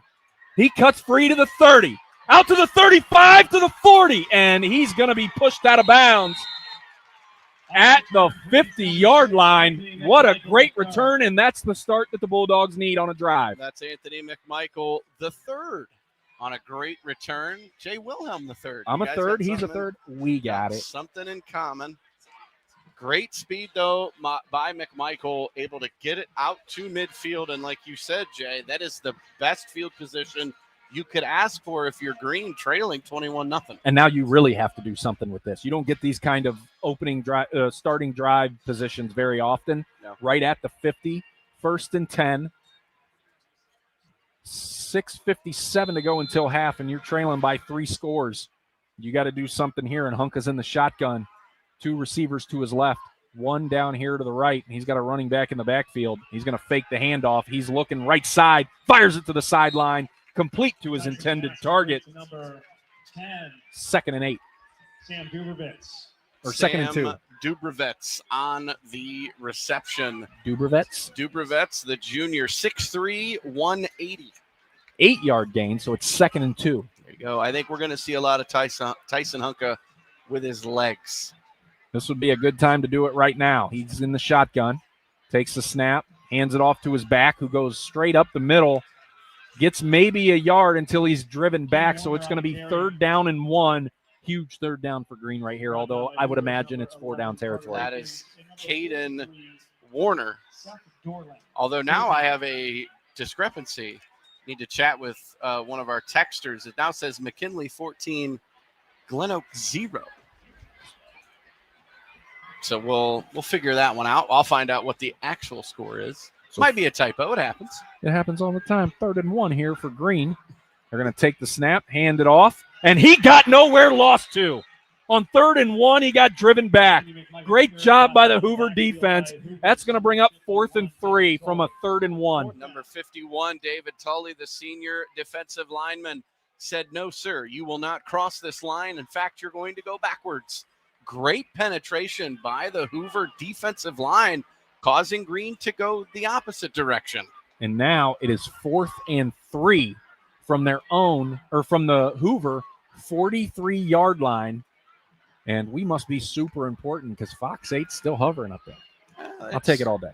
They're here for a short time, and then they'll take off to some other games in the area probably. 5 wide. Hunka takes a snap. He's going to run it himself. They got a spy that got picked up. Easy 1st down and down to the 30 to the 29-yard line. Well, we said Tyson Hunka needs to use his legs, and he was very effective there on a huge 4th down and 3, and it's tempo, baby. Yep, right back to it. 5 wide again. They need something here, and now they're going to pull back and get a play from the sidelines. Hunka changes the play at the line of scrimmage. 1st and 10 now from the Hoover 30. Takes the snap. Roaming around, looking downfield. Fires it over the middle. Wide open in the end zone. Touchdown, Green on the board. That's Giorgio, Evan Giorgio, the senior receiver, wide open on the 30-yard throw from Tyson Hunka. And just like we talked about, Jay, that is exactly what Green needed to kind of get back into this ball game. And for the first time, we get to see the Green kicker. Evan did a great job of running to the open spot while Tyson was just scrambling around, avoiding the pressure. And we have the extra point is up. Plenty of leg, and it is good. It is now 21-7 as the Bulldogs get on the board. I was going to let you take a stab at the kicker's name there, Jay, number 23 for Green. The Green Athletic Department has partnered with Logan Norat. Sportswear. That's how I would go with it. I apologize to the family if I got it wrong. We're just over here doing our best. You know, if schools would give us pronunciation guides, that'd be amazing. There's only a few schools that do, but I mean, I get it. That would be really hard to do. No, it wouldn't be that hard. You do it once and then you just pass it out. We're talking about school systems here. No, I'm just kidding. Nero? We love everybody. Nero is. I was completely wrong. It's Nero. We had the entire press box correcting us. Giorgio. And we got Evan Giorgio. I got it that time. Yeah. I did say it wrong the first 3 times. We're glad somebody around us is listening, even if you're not at home. But our guy here knew we were struggling and helped us out down the line there on the press box. We appreciate that. I'll forget it in 5 seconds because that's just what I do. But my broadcast partner will remember because that's what he's supposed to. I'm pretty good. I'll get it. 21-7. Hoover on top of Green with 4:32 to go until halftime. And the Vikings are going to get the football back, and I can guarantee you that they're going to want to put one more up on the board before they head to the locker room.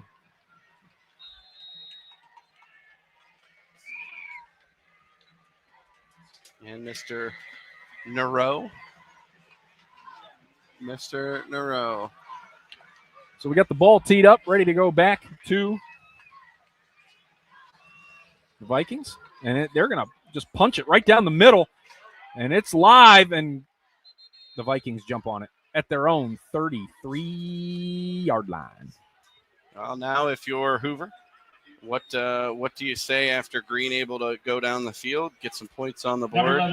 I agree with what you said, Jay. I have a feeling that John Collins and crew are going to want to march right back down the field and put another 6 in their back pocket. Yeah, and they got to figure out a way to slow down Collins and Jack Andes, because those two right now are chopping you up. That is absolutely correct. 1st and 10 for the Vikings from their own 33-yard line. 4:29 to go until halftime. Shotgun formation for Collins. Drops back to pass, looking right, fires right, and that's going to be incomplete as it hit the turf. He trapped it. 2nd and 10, North Canton. Intended receiver was Michael Stater. Incomplete. And yet hit the ground. Collins under a little bit of duress there this time, Jay, for the first time. Yeah, and this time he decided to stay in the pocket and let it fly. So, but still looked relatively comfortable when he let go of that, just a little bit too low. And he's going to go back to the shotgun. 4 receivers, 2 up top to the right, 2 down here to the left. He's got a running back on his left hip in the backfield with him out of the shotgun, takes a snap, fires it over the middle quick, got his man out to the 45, tries to cut it to the right side, makes it to the 47, and that's going to be 1st and 10, North Canton. Evan Giorgio on the tackle, but guess who caught it? That would be Jack Andes. He is like the Swiss Army knife of this Hoover Viking offense. He can run, he can catch, he runs amazing routes, and he cuts on a dime. This kid's the total package. 4 minutes to go until halftime. 1st and 10, Hoover, and they're going to hand it off to their back, and he goes right up to the line of the scrimmage and gets stuffed. Great job there by the Green Bulldog D-line, not allowing him to pass go, not allowing him to collect his $200. Number 77, Zeno Kude, and number 24, Luke Shaw. 2nd down. 2nd and, I believe it's 2nd and 9. Or no, they gave him no gain. 2nd and 10 from their own 48. Collins in the shotgun, 4 receivers, drops back to pass, fires it over the middle again, in and out of the hands twice of his intended target. 3rd and 10. Bryson Bear, incomplete. Bryson Bear, the intended receiver. And hit him right in the numbers. Right through his hands, not once but twice. Yeah, hit him right in the numbers, bounced off his chest, through his hands, tipped it in the air, tried to grab it again, tipped it in the air, and then it fell incomplete on the other side of the 50. So it's 3rd and 10 for the Vikings, and the Bulldogs would want nothing more than to get the football back with timeouts and 3 minutes to go until half to try to cut into this lead. The Green fans trying to get loud. Shotgun for Collins, 3 wide. Up top, 1 down here to the left. He's looking downfield, lobs it over the middle, and was it intercepted? Or are they saying incomplete? One's pointing to the ground. Broken up by Green's number 6. We don't have they're saying incomplete. Back judge, yep. I don't know about that one. Back judge is saying incomplete. I am far too far away to question what they saw. It looked like he caught it. So that's going to be 4th and 10 for the Vikings. And with 3:07 to go until halftime, they're going to punt it back to the Bulldogs. This is Hoover's first punt of the night. It is. I didn't get to see the number of who's punting. A punter is punting? A punter is punting. Ooh, line drives it. I don't think he meant to do that, but it's going to get a Viking roll inside the 20. He did a worm burner there down to about the 12-yard line. So, The sons and daughters of Italy. you know, there's what do they say in golf? There's no pictures on a scorecard. Nope, no pictures on a scorecard. Whew, That was a 254. phenomenal punt, though. It pins Green inside their 15. Yeah, that thing almost drilled about 6 people in the back of the head. Like I said, I don't think he meant to do that, but the result matters more than how it looked. Yeah, I'm wondering, it's a little dark in this press box. I like it. Do you like it dark? I do. You don't like that? You know, the ambiance. The ambiance? Yeah. 1st and 10 from their own 14-yard line. They have 2:54, all 3 of their timeouts to use. Hunka in the shotgun. 3 receivers to his left, 1 to his right. Fakes the handoff, and he's going to tuck it and run up the right side. And he's not going to get much as the Hoover Vikings were all over that one. Well, Hunka just took what the defense gave him. Great job covering the receivers downfield. Hunka decided to keep it. He was able to get back to the line of scrimmage. 2nd down. And they're going to give him 4, Jay. 4? Okay, so we got more than we thought. Again, I'm too far away to question. 2nd and 6 now from their own 17. 2:20 to go until half. Hunka in the shotgun again. Takes the snap, hands it off to his back, who goes up the right side, and he's going to be drugged down pretty quickly after another 1 to 2 yard gain. That was McMichael. I noticed we haven't said Evan Reed's name at all. If you notice, Jay, he is sitting on the bench just beneath us here on the very far end. You'll wonder if maybe he may have aggravated his injury, or maybe they're just being precautious. I'm going to say that he probably re-aggravated it just enough to where they're just going to play it safe with the kid instead of try to push it, especially here in just the first Federal League game of the year. 3rd and 3 for the Bulldogs from their own 20-yard line. Takes the snap. Quick pitch to the left. And he's not going to get much either. He's going to be close, but short by about a yard or 2. It's going to bring up 4th down. And Hoover is going to call a timeout. And this timeout is brought to you by Friends and Family Credit Union. It's time to bring a friend into the family. We're going to keep it right here with just 1:28 to go until halftime. Stay tuned at half as we will send it back to the studio for a Jeff Mears news break. My buddy Mike over here is going to go through the scoreboard to give you an update on all the scores around the Q92 Sports Network. We will cover what we saw here in the first half here tonight, and we will look at what we expect to see in the second half. That's coming up on the Q92 halftime show. I will say, Coach Brian Baum from Hoover sprinted onto the field because he was screaming for a timeout the moment Green's running back was tackled and was not going to get the first down, but they didn't see him right away. Yeah. So at 4th and 1 from their own 21-yard line, I don't know what kind of punting situation Green has, but you're going to do one of 2 things here with just 1:28 to go and now just 1 timeout left. You're either going to go after the punt or you're going to play it safe and try to give him some lanes to get good field position. Try to score here before half, even if it's just the field goal, because we know we got the extra point kicker. But if you're too far away, you bring in the cannon. Yeah. Anthony McMichael doing the punting. And number 20 for North Canton Hoover back deep. That is Brady Hassan. Brady Hassan back deep. He's standing in his own 45-yard line. There's the snap. Gets the punt off. It's short. It's going to land at the 49 and take a good bounce. But Brady's going to get it and run it immediately out of bounds at the 47-yard line of Hoover. So they have 1:20, 1 timeout left to try to get something on the board before halftime. And I think they can definitely do it for sure, as long as you have number 1 and you're calling the plays back there. And number 3, who can probably do a quadruple axel on ice skates and score a 25-yard touchdown.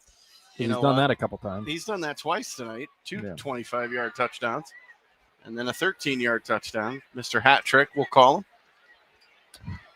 So here comes Collins and company. 5 wide, 3 to the right, 2 to the left. Or no, we're going to go 4 wide. He's going to put 1 in the backfield with him. Collins takes the snap, drops back to pass, looking left. He's going to fire it up top, left side. And there's no way that there is no flag there. That is insanity. No flag. No flag. No That's flag that wild. I can see. There was a lot of jostling back and forth between the 2 of them. My goodness. The ball actually hit the green defender, Jaden Hall. In the back. As he was pushing the receiver to the ground. Well, I'm not saying anything. Minute 14 to go. 2nd and 10 for North Canton. Collins takes the snap, drops back to pass again. This time he's going to have to take off running. He's going to stay behind. He's got a man open. He hits him down to the 30-yard line. Great awareness by John Collins, staying behind the line of scrimmage so he can still chuck it to his open receiver. Michael Stater on the reception. Great job there for Hoover.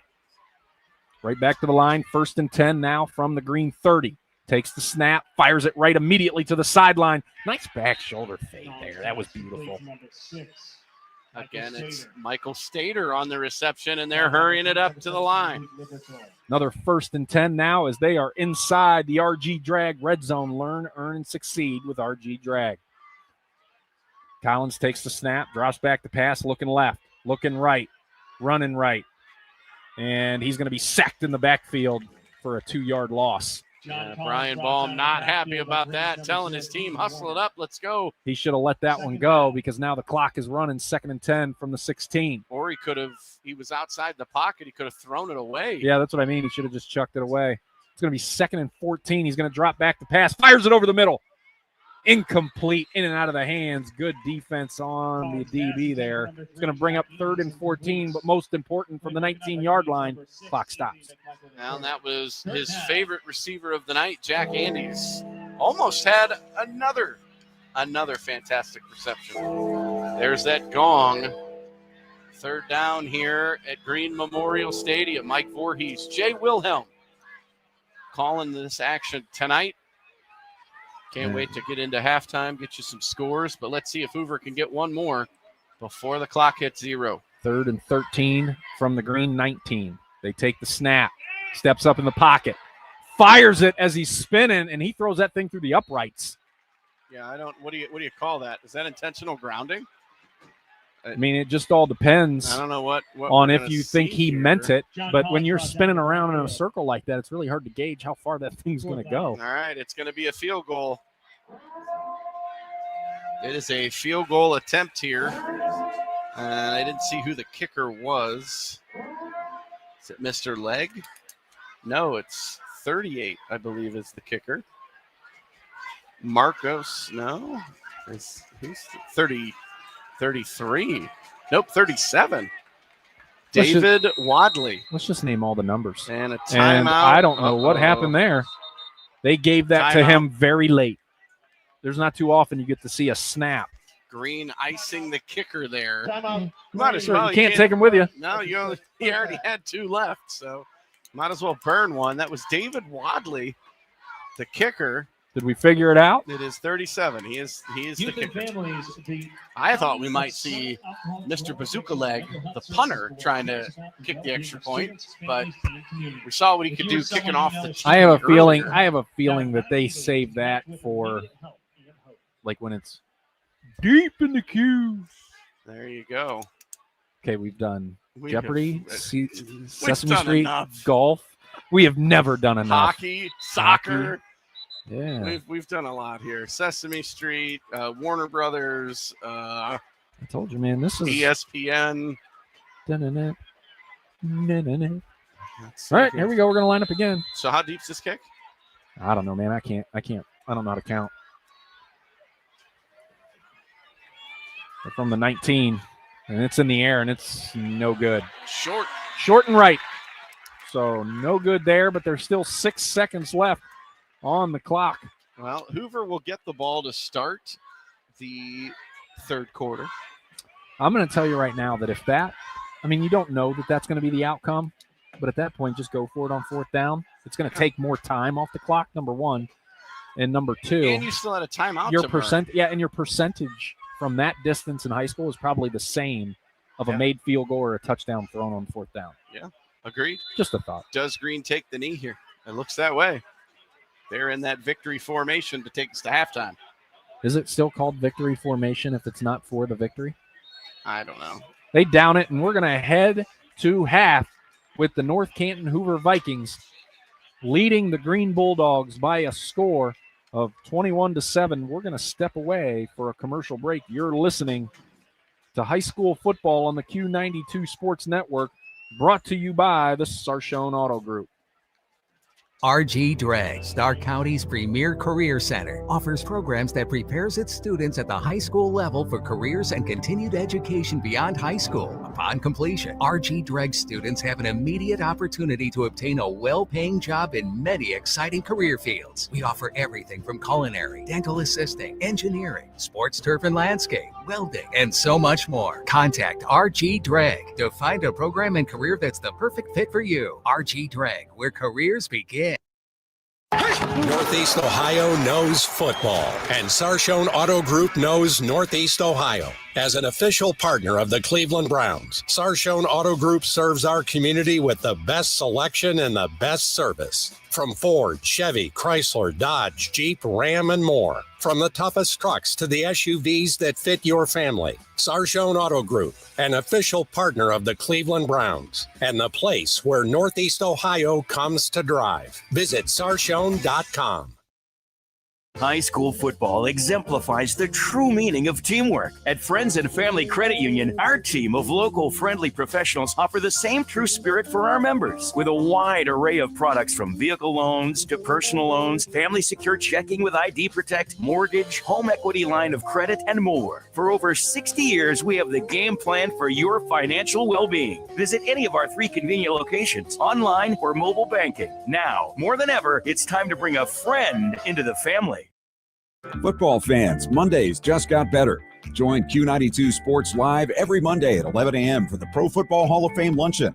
Watch on our Facebook, X, and YouTube channels as legends from the high school, college, and pro football world take the mic with inspiring speeches and incredible stories. Don't miss a moment. Like, follow, and subscribe to Q92 Sports on social media and catch every Pro Football Hall of Fame Luncheon live every Monday at 11 on the Q92 Sports Network. This is high school football presented by Sarshone Auto Group on Q92 and the Q92 Sports Network. Back here at Green, as the North Canton Hoover Vikings are leading the Bulldogs 21-7 at halftime, and we are going to take it back to the studio for a Jeff Mears news break.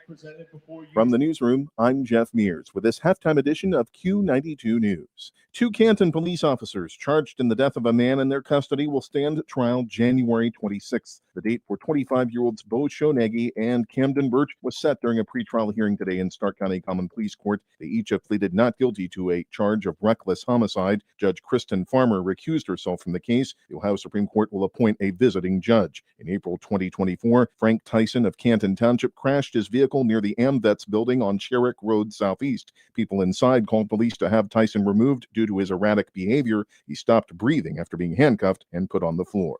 A Stark County judge has sentenced a man to 4 to 6 years in prison for a fatal drug overdose. Common Pleas Judge Kristen Farmer issued the punishment to 37-year-old Cornell Bennison of Canton after he pleaded guilty Thursday to charges of involuntary manslaughter, corrupting another with drugs, and trafficking of a fentanyl-related compound. In September 2024, prosecutors say he provided fentanyl that led to the death of 30-year-old Shaheem Miller of Canton. Authorities are investigating a string of break-ins at shopping plazas in the Canton area. Jackson Township police say someone broke windows and glass doors at Lovely Nails and Yankee Candle at Belden Park Crossings on Dressler Road Northwest after 8:30 Tuesday morning. Cash registers and drawers were ransacked. Canton police say 5 businesses at 2 separate plazas along 30th Street Northwest were targeted early Monday. Windows and glass doors were broken at Darting Around and Anomaly. Similar vandalism occurred around the same time at Elegant Nails, Dr. Tripp's Travel, and Hair's to You Salon.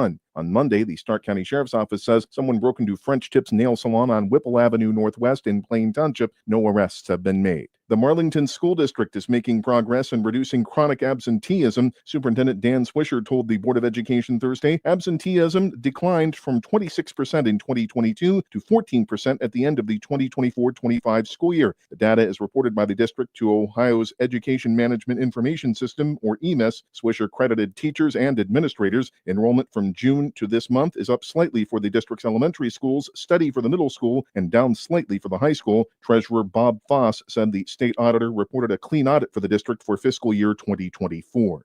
Nimishillen Township trustees approved an equipment purchase for the fire department Thursday. WDPN's David Schur reports. Firehouse Innovations of New York will provide the fire department with a $7,592 force entry mechanism for use on any door, including those made of metal. Half the cost is being provided by an anonymous donor, while the Township and Fire Association splits the balance. Trustees also approved department reports, which included 151 calls in August for the fire department, details of road work completed, and zoning matters resolved, including the disposal of 2 discs no longer needed. More news after this. The Q92 Sports Network brings you more high school football and basketball games than anyone else, by far. But did you know that you can go back and listen to our broadcast again? Simply go to the Q92 radio page on SoundCloud. We posted the games we broadcast for everyone to go back and relive. We have playlists filled with our high school football broadcasts from 2016 to this season. So go to SoundCloud now, follow Q92 Radio, and listen. And thank you for listening to all of our sports broadcasts of high school football and basketball on the Q92 Sports Network. A woman is dead following a 2-vehicle crash in Portage County. The Highway Patrol says it happened around 10:45 this morning in Rootstown Township. A car driven by a Bristolville man was southbound on New Milford Road when it failed to yield at a stop sign at Talmadge Road. The vehicle collided with a truck driven by an Atwater man. A passenger in the car, 81-year-old Dolores Chiappini of Aurora, died at the scene. Neither driver was injured. The incident is under investigation.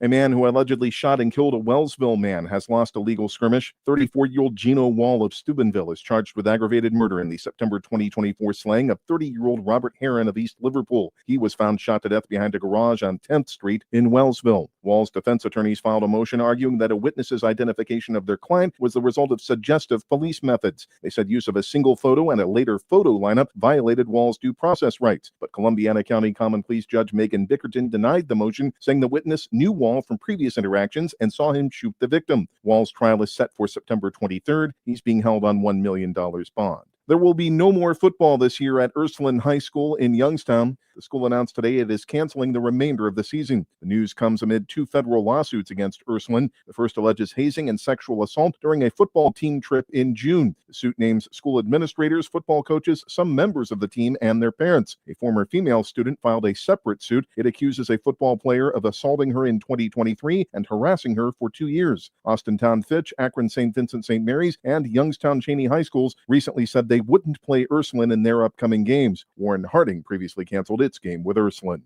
A woman shot and killed in Youngstown has been identified. The Mahoning County Coroner's Office says 22-year-old Alicia Brown died at the scene of the Saturday morning incident. Her death is considered a domestic homicide, which occurred at a home on Terrell Avenue. 22-year-old Deviana Taylor is charged with murder. She was arrested at the scene of the incident. The Trumbull County Grand Jury has indicted 2 teens for an armed robbery in Warren. 18-year-olds Olivia Spitzer of Cortland and Kelly Sexton of Warren are charged with aggravated robbery. The charges resulted from a July 14th holdup of a vape store on Elm Road Northeast. A masked suspect pulled a gun on an employee and demanded items before fleeing on a motorized scooter with 2 jars of hemp flour and a carton of cigars. Spitzer and Sexton pleaded not guilty during arraignment Thursday in Common Pleas Court. They're each being held on $50,000 bond. We'll return you to the stadium for the second half of tonight's game, but first a look at the forecast. For the overnight, patchy fog, otherwise mostly clear skies and a low of 52. Increasingly cloudy skies Saturday with a high near 83. From the Q92 Newsroom, I'm Jeff Mears.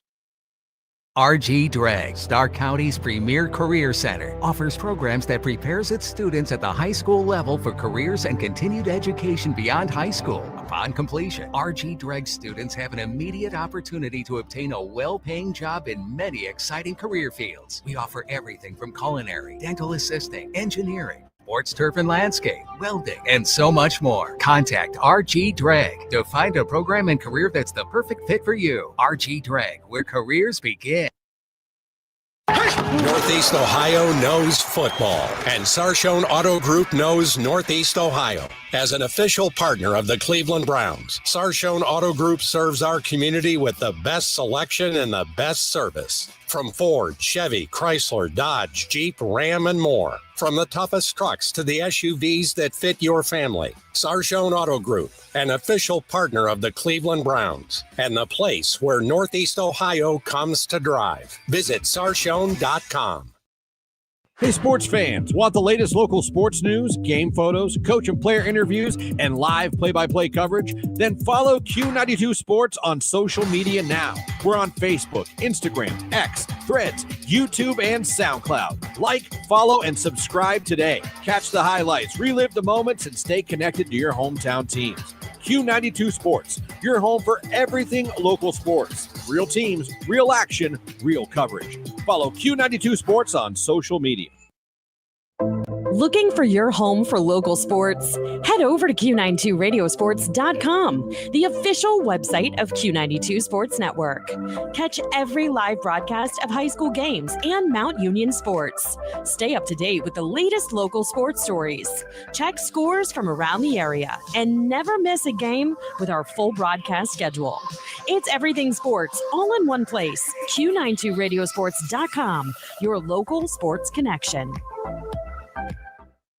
This is high school football presented by Sarshone Auto Group on Q92 and the Q92 Sports Network.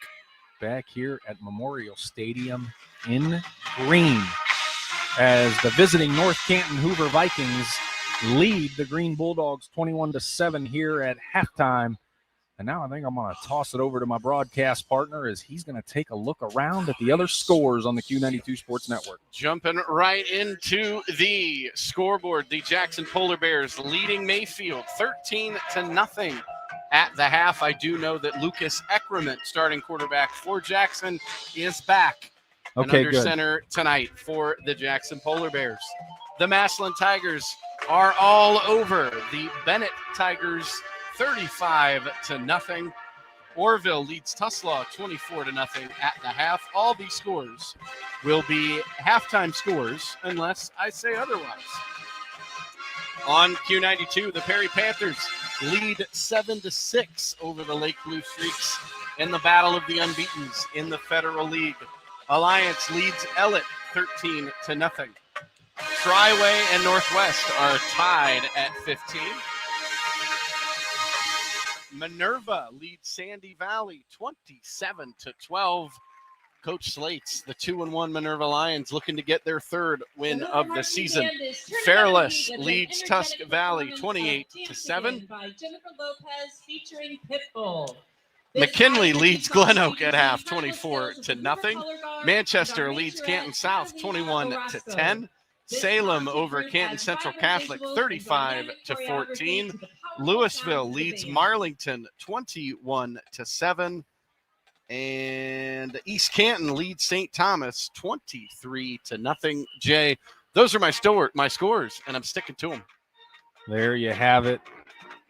The scoreboard around the area here on the Q92 Sports Network. We're going to step away for another commercial break.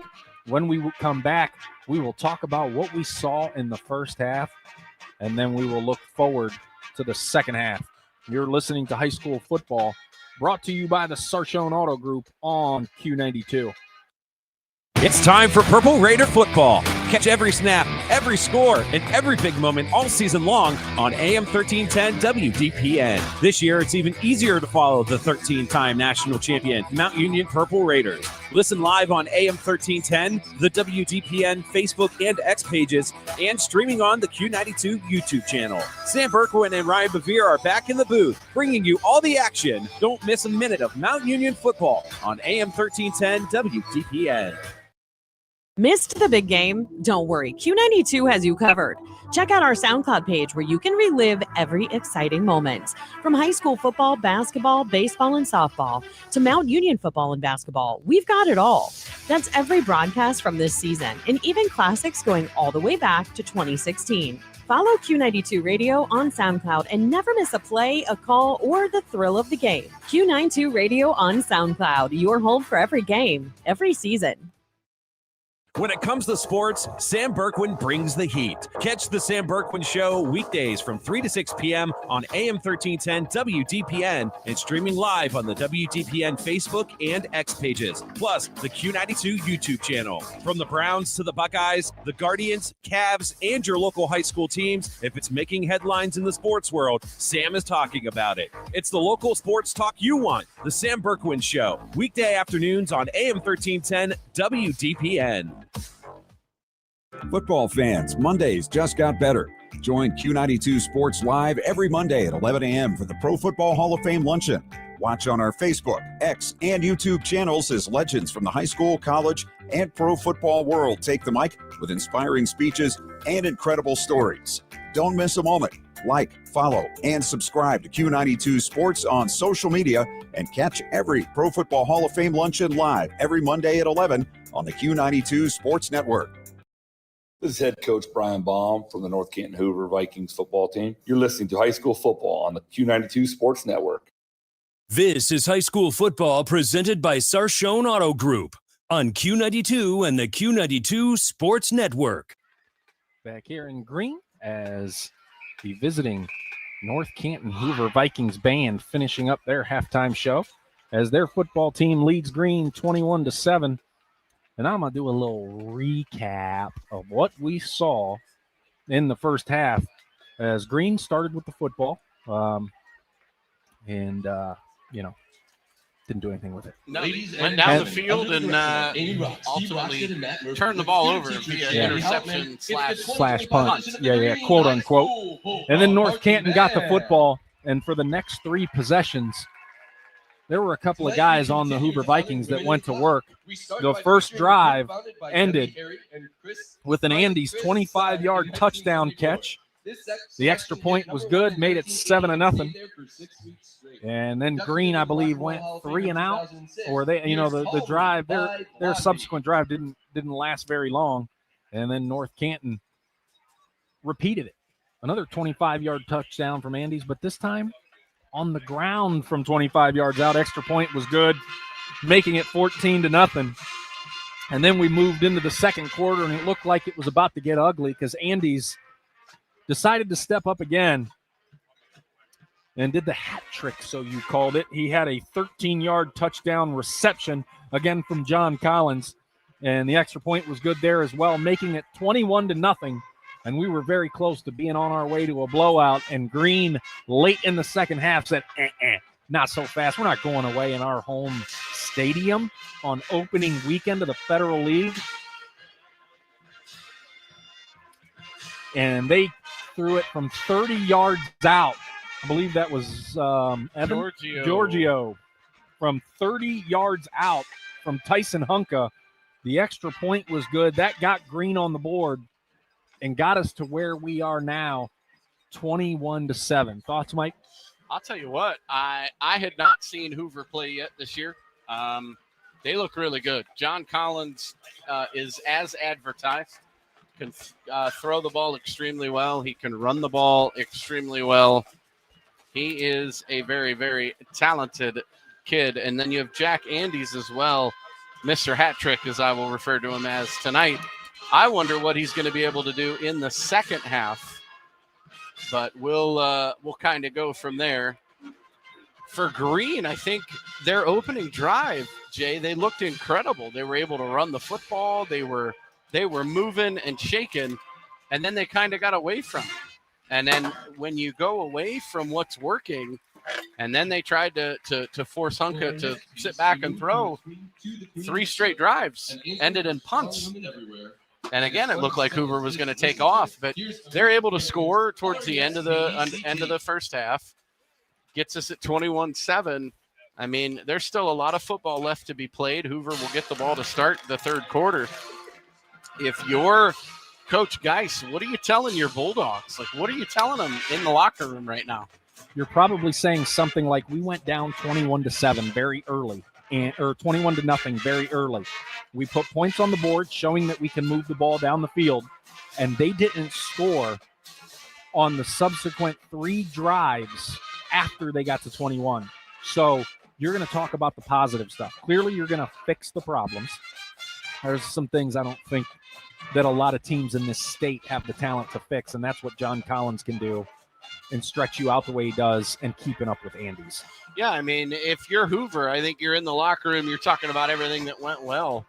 And obviously, you don't want to give up that big 30-yard touchdown to Green towards the end of the first half. But if you're Coach Brian Baum, you've got to be ecstatic as to what you've seen so far from your Hoover Viking team that's already 3-0 and ran roughshod over their first 3 opponents. Yeah, Baum's probably talking, I love what we did at the beginning. We got a little sloppy. After they got to 21-0, they did. Their offense and their defense got a little sloppy.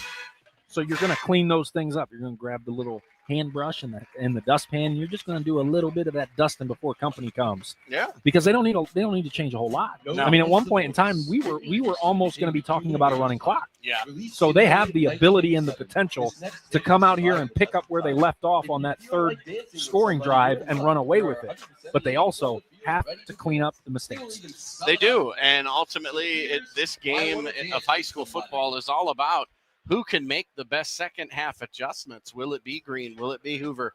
Can Hoover go 4-0, 1-0 in the Federal League? Green goes to 1-3, 0-1 in the Federal League, and all eyes are on the scoreboard. What's going on down in Uniontown as Perry takes on Lake?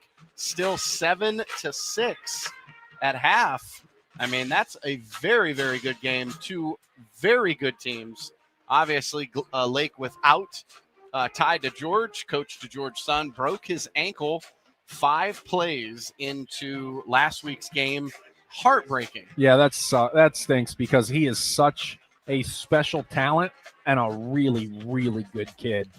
I think we've all had a chance to watch him play, call one of his games, or speak to him before or after the game, and just nothing but great things to say about him. And you hope and you pray that he can come back quickly, back to 100% health, and it's not something that becomes lingering through the rest of his career. Right, exactly. And for Perry, how about Perry? Spencer Leno, first year at the helm, and it looks like Perry hasn't missed a beat. I mean, they have looked really, really good through their first 3 games. What can you say? I mean, when you have a brand new coach taking over at a program that ultimately kind of underperformed a little bit, and now Spencer comes in, he comes over from Massillon, so obviously the winning mentality and all of the championship mentality is there in Massillon under Coach Nate Moore. What can you say about Spencer Leno? The only thing I can say is I don't know that I've ever seen a high school coach that is proving that it was his time to take over a program as it is for Spencer Leno right now. Because at one point in time, Perry was the most physical and one of the most feared physical teams in the Federal League year in and year out. And then, like you said, they got away from it a little bit the past couple of years. And now Spencer Leno comes in, gets rid of that triple option thing. And now he's running more of a new, what we're normally used to seeing on offense in today's football. And those kids have bought in completely to the switch of that offensive run. And he has those kids humming. And they are on the road at Lake right now, and we know it was going to be a battle, and we knew that it was going to be close. Lake is not easy to play at when they're running good. No. And Leno's got his kids running good.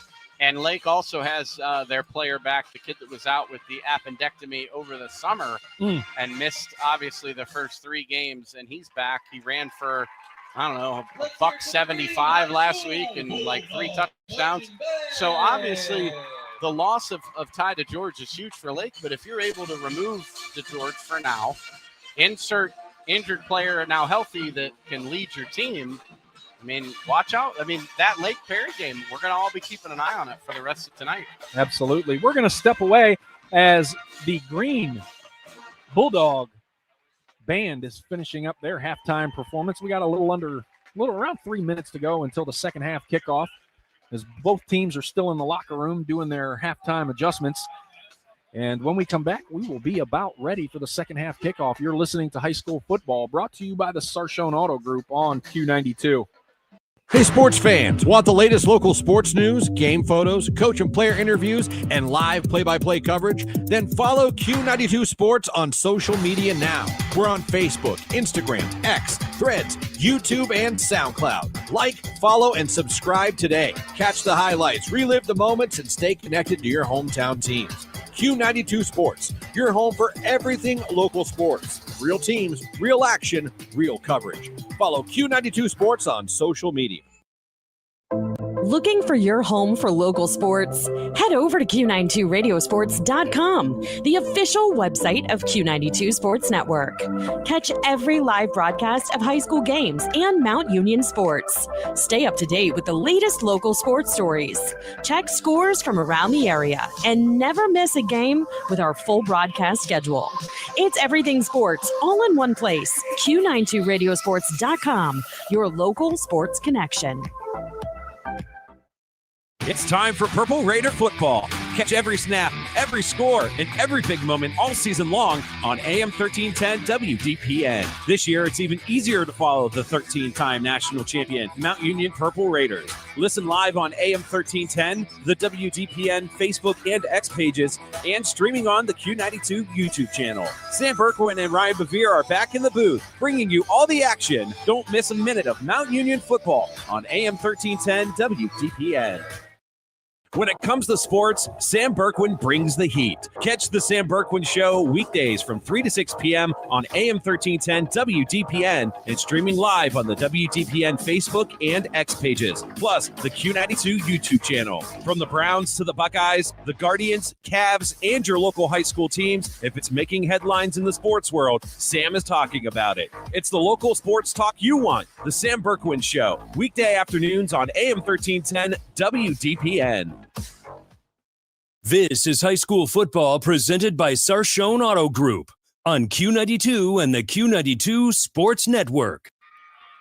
Back here at Memorial Stadium in Green as the North Canton Hoover Vikings lead the Green Bulldogs 21-7 here at halftime. Both teams are out of the locker room, back out onto the field, and doing their final warm-ups before the second half kickoff. Mr. Voorhees, what are you going to be looking for out of each of these teams in the second half to try to get to that victory? Well, if you're Green, you got a little bit of momentum on your side. You got to build on it. You got to do something, whatever it is. Hoover's going to get the ball to start the third quarter. If you're the Bulldog defense, you've got to stop them. Get the ball back, let your offense go down, and you begin to chip away into that 14-point deficit. Now, if you're Hoover, you put the pedal down. If you're John Collins, Jack Andes, and crew, you put the pedal down and you continue to accelerate this offense and just continue to show why you're 3-0. And that Hoover Perry game or Hoover Lake game, look out down the line. But for tonight, Hoover, get your offense under control, continue to go, and Green, find ways to get back into this ball game. Yeah, if I'm Hoover, I'm going for the jugular, especially since I get the ball first. I'm already up 2 touchdowns. You want to take that spirit and will away from Green right off the rip. If I'm Green, I get more back to a balanced attack. They started run heavy to begin, and they were successful until Hoover made the adjustments and brought 8 guys into the box, and then they could do nothing. And then they fight and clawed their way to the 7 points that they got late in the half. I think they need to do a little bit more of 50-50. Or 60-40. They need to mix it up a little bit more because they were run heavy early, then pass heavy or tuck it and run by Tyson Hunka late. And although they got the touchdown, it still felt like they were scratching and clawing their way to that score. So you want more of a balanced attack if you're Green in the second half to keep that Hoover defense on their heels so you can get running downhill. Exactly. I mean, I couldn't have said it better myself. We know what John Collins is capable of. We watched him. This kid is talented. He is fast. He is strong. Those legs are churning. I nicknamed him Quadzilla. That guy can run for days. Quadzilla. Jack Andes, Mr. Hat Trick. He's already got 3. How many more is he going to get? Is he going to get a third? Is he going to get a fourth? I think he gets one more at least. Is he going to get a fifth? I think he gets at least one more. Is he going? He's too much a part of that offense, and he's got so many different ways that he can score. I still want to see him chuck one. I would love it. Either that or return one. That'd be cool too. Just find another way to score. Whether he throws it, whether he returns it, maybe a pick 6, something fun. Louisville looks like they're a real football team this week, and I believe if all things stay true, that's where you and I will be next week to watch this very North Canton Hoover Vikings football team. And you want to talk about a heavyweight bout next week. If these stay true, if Hoover can hang on here, and Louisville can hang on as they're 'cause, leading Marlington at halftime right now, and you know 24-7. And you know what the game of the week is on Q92? That is St. Ed's and Massillon. So that's So staying on the queue. There could be a slight. There could. What we've learned in the business of high school football is anything is subject to change. 100%. But yeah, I think that'll If be. we get Louisville Hoover next week, And they both win tonight. Heavyweight. In Louisville, Heavyweight. sign me Because up. they're what, 2 minutes apart? I mean, good Lord, the east side of North Canton is on the back side of North Canton is on the west side of. I mean, they're back to back in certain spots of neighborhoods. There, my friend, that could be a neighborhood heavyweight bout. Coach Kappas has those Leopards ready to go, but before we get to week number 5, we got to finish week number 4. And we're about ready to start. Here is Hoover back deep, ready to return the opening kickoff of the third quarter. And it is Logan Nero, the kicker. See, I remembered. I heard it once. Now it's in the vault. I told you were the guy to remember. Logan Nero will tee it up. Andes is back deep. Andes is back deep for the Vikings. And if I'm Hoover or if I'm Green, I'll kick it behind me before I'll kick it to that kid. Kick it out of bounds or try to get it into the end zone. I'm going to stand a little here. There we go. Stretch some legs out. Stretch these legs out. All right, we got the ball teed up. Hoover is going to be going right to left. And he's going to squib it down the middle. It's going to be fielded at the 33. And he's going to get it out to about the 39-yard line, maybe the 40. But that's where the Hoover Vikings are going to take over 1st and 10 to start this second half, up 21-7 in this Federal League showdown. It's a great job there by Nathan Sakura. The up back, able to get the football and get it up forward, not fumbling the ball, because obviously the up guys aren't your normal return men at all. They're there to block, and great job for Green, keeping it out of the hands of the speedsters. That's going to be a scary situation when you're an up back. Say, hey, if I don't do this right, they're getting it inside our territory. Yes, sir. Collins right out there to the line, shotgun formation. 2 receivers to his left, 1 to his right. And he hands it off to his back, who breaks 2 tackles and dives forward back to the line of scrimmage as he got popped there at the end for no gain. He did a great job there, though, just to get back to the line of scrimmage. He should have been stopped for a loss. The tailback there, Michael Lamlin, the junior, luckily he is okay. As you said it, Jay, he took a shot. 2nd and 10 from their own 40-yard line. 4 receivers, 2 to each side. Collins drops back the pass. He's going to go up top. Got his man. Oh, in through the hands and incomplete on the Green 30. He had 3 steps on his guy. That was number 10, Chris Carter, and I bet he's looking for a hole to crawl into right now. You don't get any more open than that, and the ball went right through his hands. Phenomenal ball by John Collins, and one he wants back. That would have been a touchdown. 3rd and 10 now. They're going to have to do it again from their own 40-yard line. 11:22 to go here in the third quarter. Hoover up 21-7 on Green here at Memorial Stadium in Green. Shotgun formation for Collins. He's going to drop back to pass. Steps up in the pocket. He's going to have to tuck it and run, and he gets chased down from behind by a Green defender. And that Green defender's got to be careful. He stood over Collins and did a little barking. We know that the referees have all been told at all levels to cut that out quick. That was Josh Taylor. And that's going to bring up 4th down. The senior defensive lineman able to chase Collins down from behind. And it is going to be a punt. So Green did what they needed the to. Adjustment and getting the stop that they so desperately needed. Yeah. The only thing, if I was Collins, I either need to make that decision to run sooner or pass it sooner. Punts high, hits a Hoover defender, but it was out of bounds. And a coach went down. Coach got smoked by his own player. Coach went down, but he popped back up, fixed the visor. I mean, they're football coaches. They're tough, right? And he's dancing around. He looks to be okay. He wants to pad up now. You know he does. He wants to return the favor. So now you're Green. You got what you needed. You got that stop. Now you need to get your offense to understand the importance of extending the drive you don't have to get it all back in one play. No. And I'm going to tell you right now, if they can do something to put points on the board, this place is going to erupt. Shotgun formation for Tyson Hunka. He's going to have 3 receivers up top to his left. They're going left to right. He's going to have 1 receiver down here to the right side, and he's got a back in the backfield. He's at an angle I can't see who that is back there.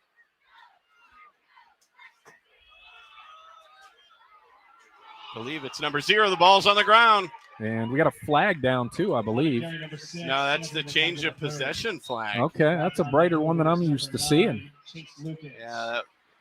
Maybe because it's so dark out now. Looked to be Caden Warner, the tailback there.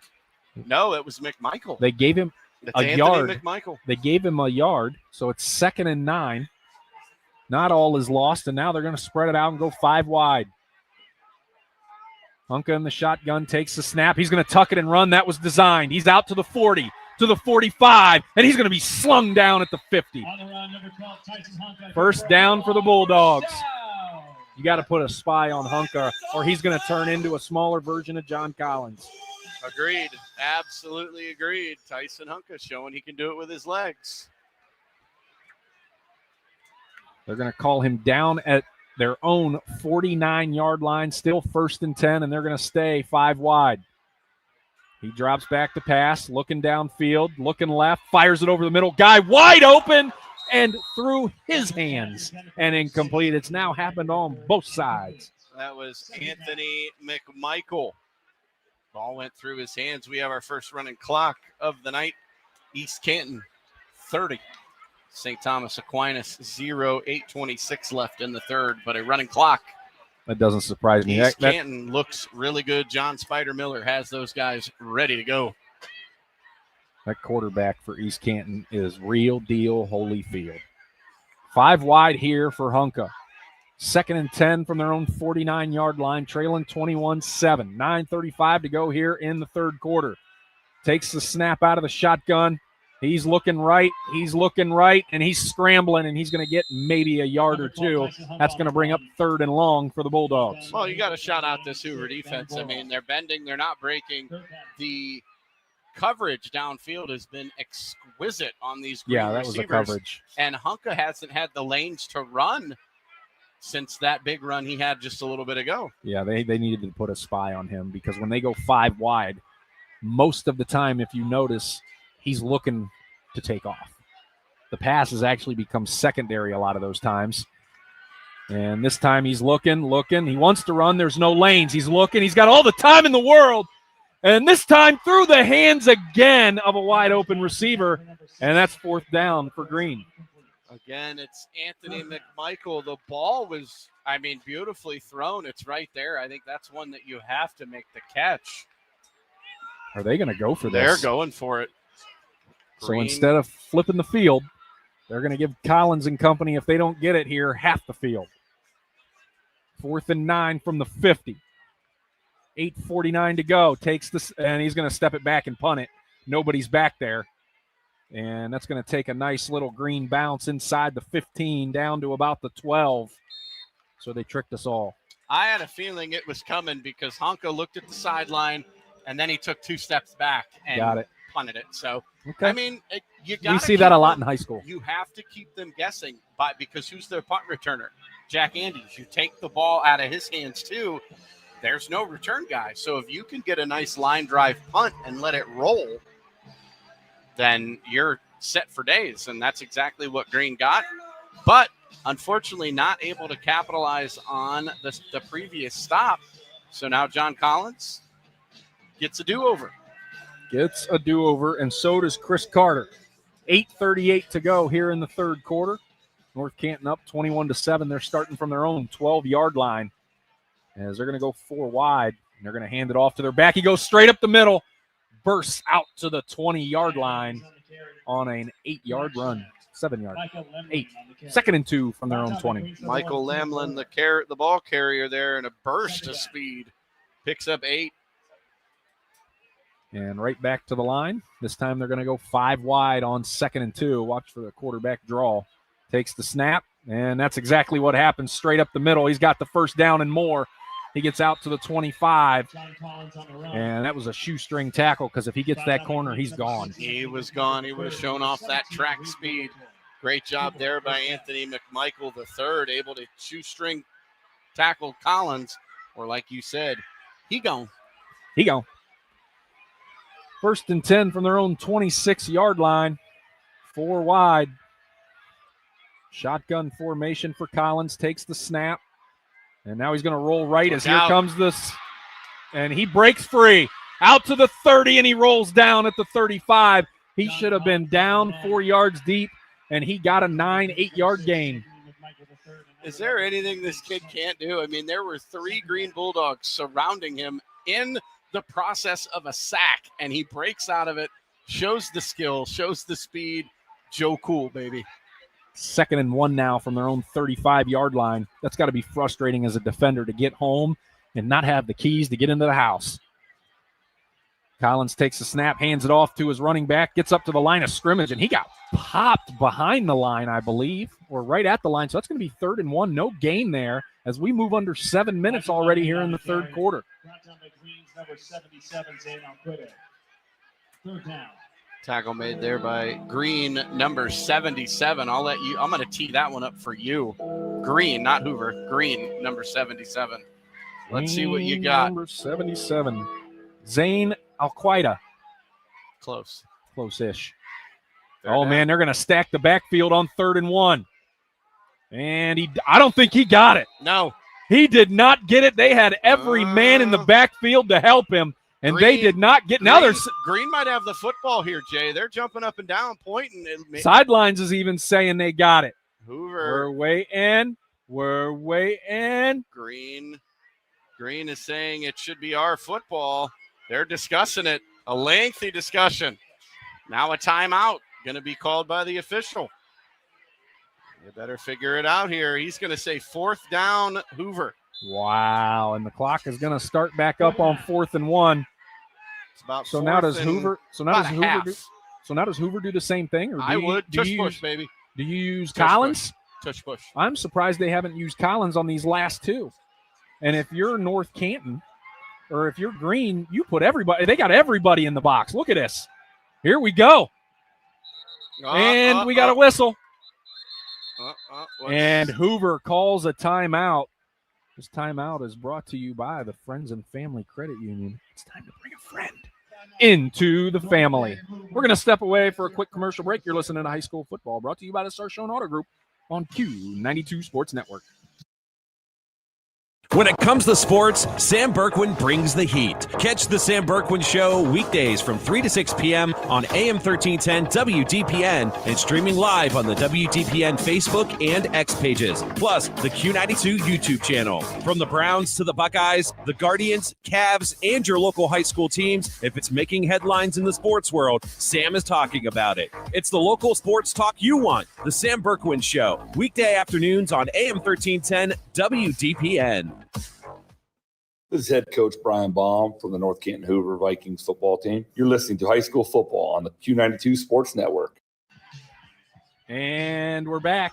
4th and 1, and North Canton changed their mind and decided to punt it. I don't know that I love Why not? attempting to go for it on – hear me out here, on 4th and 1, that deep in your own territory, and then you burn a timeout early in the second half just to have to turn around and punt it.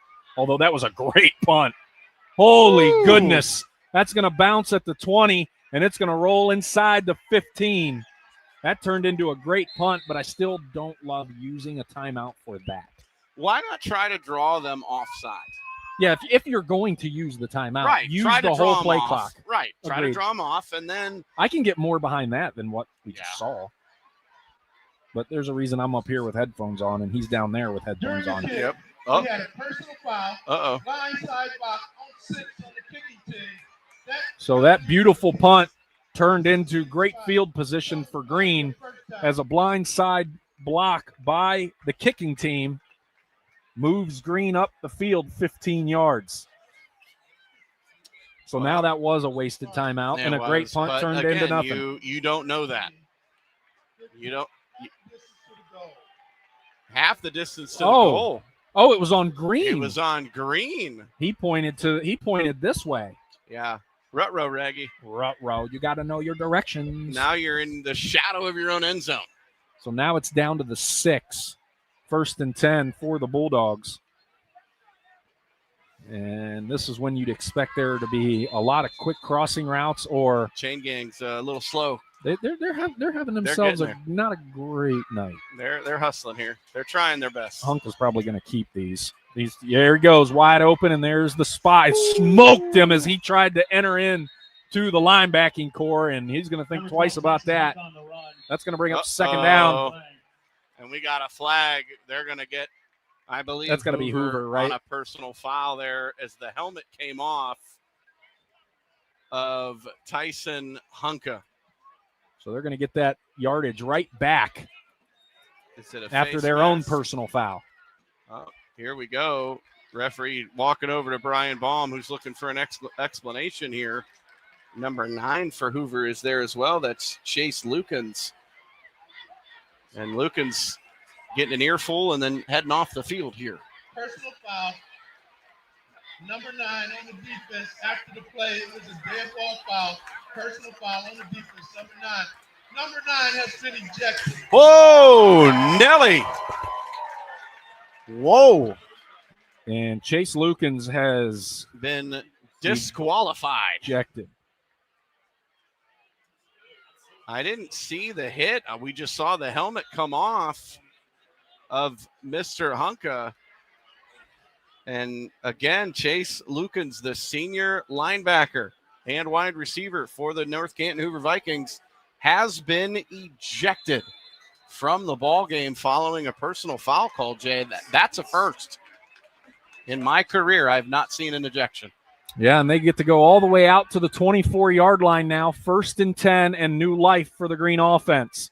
And they're going to hand it off straight up the middle and get 1 yard. It's going to bring up 2nd and 9, 2nd and 8 from the 26. So my question is, does number 9 for Hoover get to watch the game from the sideline, or does he have to go back to the locker room? I don't know the I rules. have not seen him leave the sideline yet. So that's a wonderful question. I don't know. I mean, I guess. Yeah. I guess no. Well, we got some.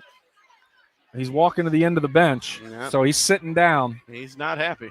I would imagine if you're at home, you probably have to leave the sidelines, but on the road. No, go into the sidelines and watch. Over the middle. Got his man complete at the 50-yard line. Like I said, that penalty might have brought Green back into the football game. And Anthony McMichael III able to hold on to the football this time after having 2 go through his hands. And now Green right back to the line of scrimmage, takes the snap. Here comes Hunka straight up the middle. He's grabbed by the jersey and chucked to the ground for a no gain. Number 12, Texas Hunt on the run. Well, obviously, life now breathed into this stadium. The fans feeling it a bit here. We're under 4 minutes to play here in the third quarter. 2nd and 10 for Green from the Hoover 48-yard line, trailing 21-7. Hunka's in the shotgun, 5 wide. Looks back to the sidelines to change the play at the line of scrimmage. Barking out the orders. Takes the snap, drops back to pass, looking right. Fires it to the right side, complete to his intended target. Another first down as Green gets deep into Hoover territory. That's inside almost. Are we inside the RG Drage? Just outside of it.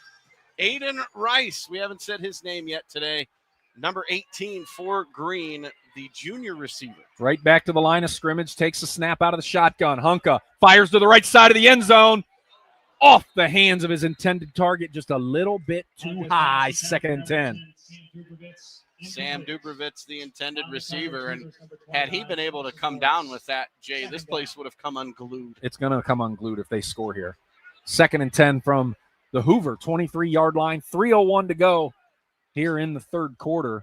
Green trailing 21-7, and they went into that end zone bad. They can taste it. 5 wide, 3 to the left, 2 to the right. Hunka takes a snap, steps up in the pocket, and he's going to tuck it and run.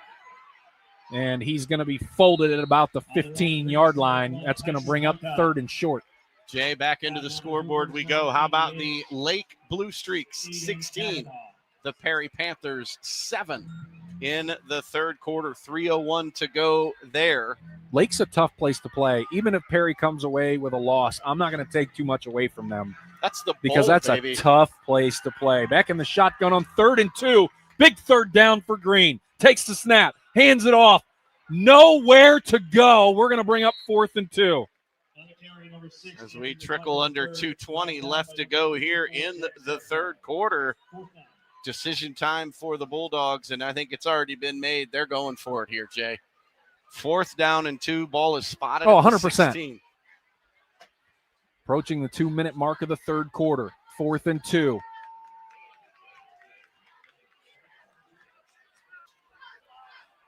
From the Hoover 16 as they are inside the RG drag red zone. Takes a snap, fakes the handoff, drops back the pass. Here comes the blitz, and he got free. He throws it up in the air and falls incomplete as 2 Vikings went up and 1 Bulldog, and it comes down on the turf.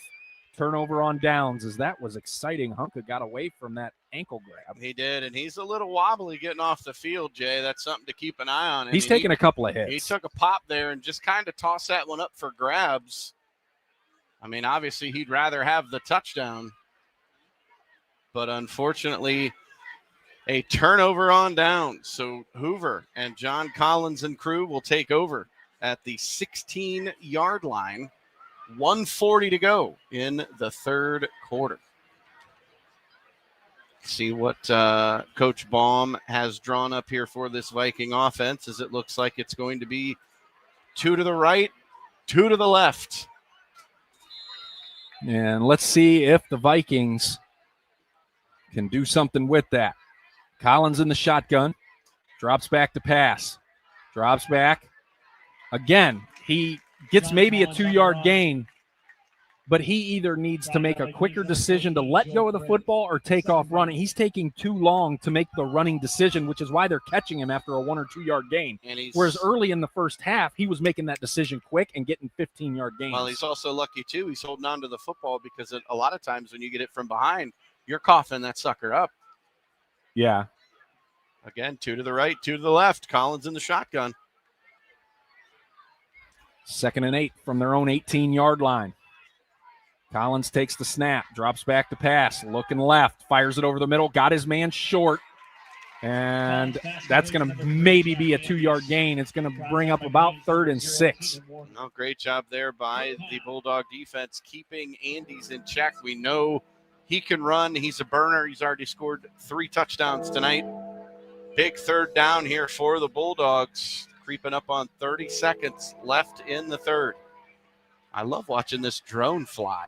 Whoever the pilot is, they're great. Expert. I've seen, Hoover does the same thing, and it's impressive. So it's now 3rd and 7 from their own 19-yard line.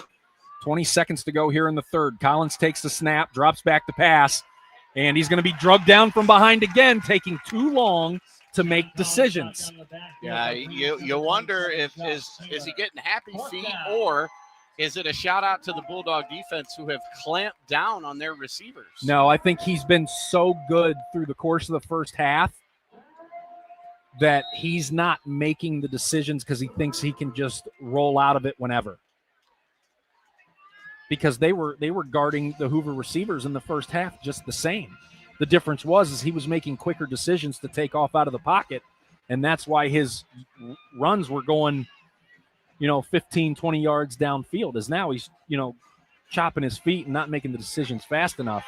But that'll end the third quarter, as we are now heading to the fourth with Hoover leading 21-7.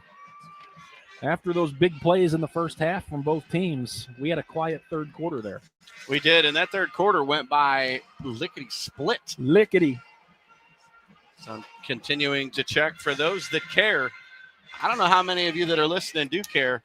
The Cleveland Guardians currently leading 2-0 over the Chicago White Sox. David Fry hit a home run earlier for the Gardos. And Austin Hedges, an RBI single for the good guys as they're trying to make it into the playoffs, trying to get into that wild card, that third spot. Here we go. And Hoover brings out the punting unit after they flip the field for the fourth quarter, and another big boot by that Hoover leg, and it's going to be fielded at the 40, and he's got space to the 50, and he's going to be swarmed over right at the 50. But again, Green with huge field position. They have to. Now that we're in the fourth quarter, they have to do something with it. Did you see who punted for Hoover?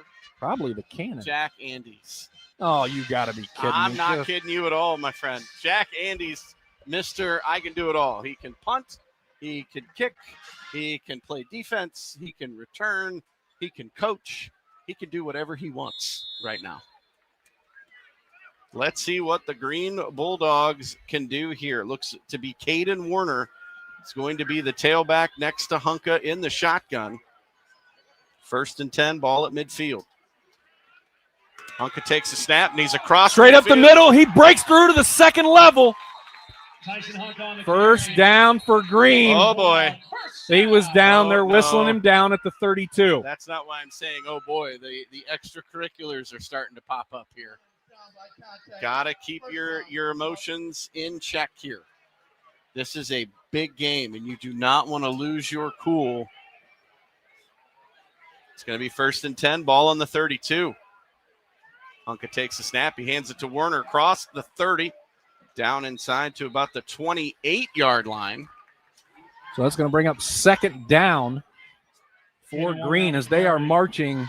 They're going to give them 4 yards on it, so it's going to be 2nd and 6 from the Hoover 28-yard line. 11:15 to go here in the ball game. Hunk out of the shotgun, takes a snap, fakes the handoff, rolls right, looking downfield, fires to the right side, and that ball was 4 yards short of the intended target. I don't know what happened there. Came out of his hand funny. Maybe he didn't have a good grip on it. Giorgio, the intended receiver there, going to bring up a big 3rd down here, Jay. You're not going to have a ton of opportunities left. No. So they have to do got something to here. Make them count. 3rd and 6. It is definitely 4-down territory. So 5 wide. Hunk out of the shotgun. You got to think one of those linebackers has got to be a spy in case he tries to run it. Agreed. Looks to the sideline again. Play clock down to 5. Takes a snap, drops back to pass, looks left, fires left over the middle, and drilled by the defender. He released the football from the Green player. That can't be a penalty. That's a football play. If they throw a flag on that, we are no longer watching football. That was a beautiful play. Now, the standing over the player after he was hurt, that's a different story. It was a hit. That was a football play. Evan Giorgio is the Green Bulldog down. And the referee, he was over the middle. The ball was lobbed up. And it was, he kind of led him a little too far. Yeah. Coach Geist is wondering where the penalty is for the taunt. Well, yeah, you're going to protect your player, whether you think it was a penalty or a football play or not. That's your job as the coach, is to protect your player. Giorgio up, and he's walking off the field under his own power. We're glad that he's okay. He did take a shot, but he was exposed with both hands in the air over the middle, trying to make a reception, and now we got the referees. We may see a penalty here, Jay. They're talking about it. Yeah. And I'm going to tell you right now, I wouldn't agree with it because if it's a taunt. Yeah. Not the hit. We're talking after the play. I think they're going to let it go. I think you still pull the kid aside and say, hey, that's your one reprieve. You do that again, we're flagging it. Well, for those that care, the Perry Panthers now trail Lake 24-7. Perry, 3 straight turnovers on 3 straight possessions. So now it's 4th and 6 with 11 minutes to go in the ball game, and obviously Green is going for it, coming out shotgun 5 wide. Takes the snap, drops back to pass. He's dancing. He gets outside, still looking downfield, and here comes the rush. He breaks free, and he's got space. He's going to toss it in the end zone. Complete. for the touchdown. Big time catch by the Green Bulldogs. Caden Warner, a huge reception for the Bulldogs when they needed it most on 4th and 6, able to haul it in. Jay, that was absolutely incredible. Yeah, Hoover's defensive backfield can only hang on so long. Their front has to get home. Their DBs did a great job of holding that off for as long as you can, and the extra point's going to show a flag on the play. This is a huge extra point, Jay. I mean, to me, that's 100% on the front of North Canton's defense. They had all day to get to the ball, and the DBs did a great job of locking that down for 48 hours. That gives him an opportunity to protect himself. Half distance to the goal. So now do you go for 2? No. I kick the extra point, you make it a 7-point game, and you entrust your defense to make a crucial stop on this Hoover Viking offense. Green has a ton of momentum right now. They have a ton of it. They have all of it. 10:44 to go. Oh, there you go. Green is going to take the penalty on the kickoff. So the extra point was good, so they should accept it and move on. They're not going to make them re-kick, are they? It looks that way. Yeah, they are. They're going to make them re-kick. He made the extra point, did He he did. not? Yeah, he did.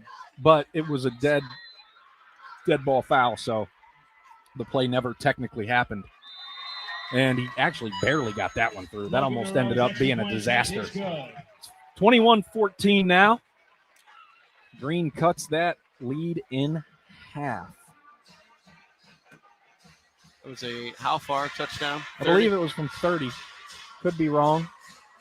Close enough, though, if you ask me.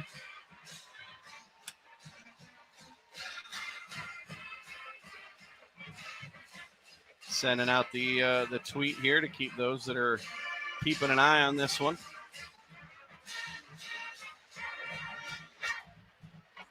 Green refusing to go away right now. They rarely do when they're at home.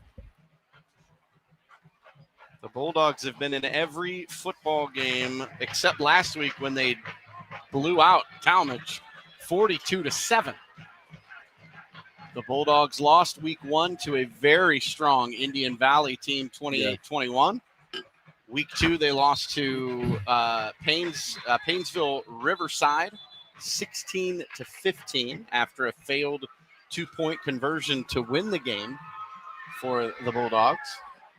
And now it's going to be Hoover's turn. And if you're Hoover, you want to do one thing and one thing only. You want to eat up as much clock as you can and punch it into the end zone. Well, while we wait for the kickoff here, the East Canton Hornets are 4-0. Final.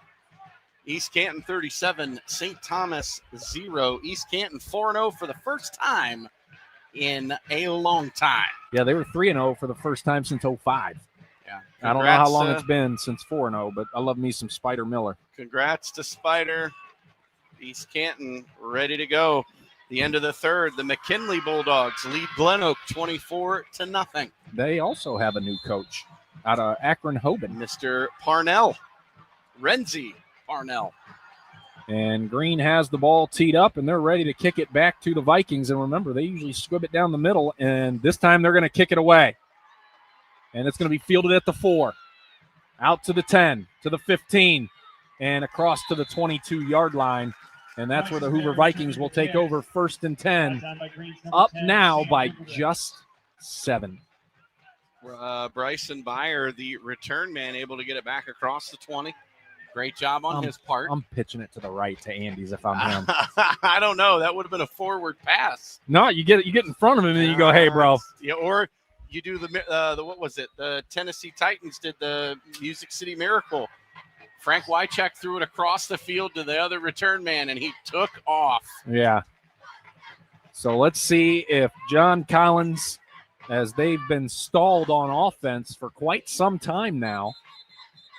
We got a little stoppage here. Side judge saying something to number 4 for the Bulldogs. That's Mason Roberson.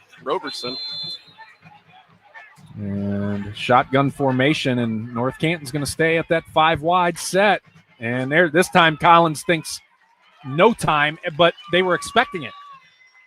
Well, and it looked like he juggled the snap just a bit. He's been dealing with bad snaps all night long. Collins on the carry.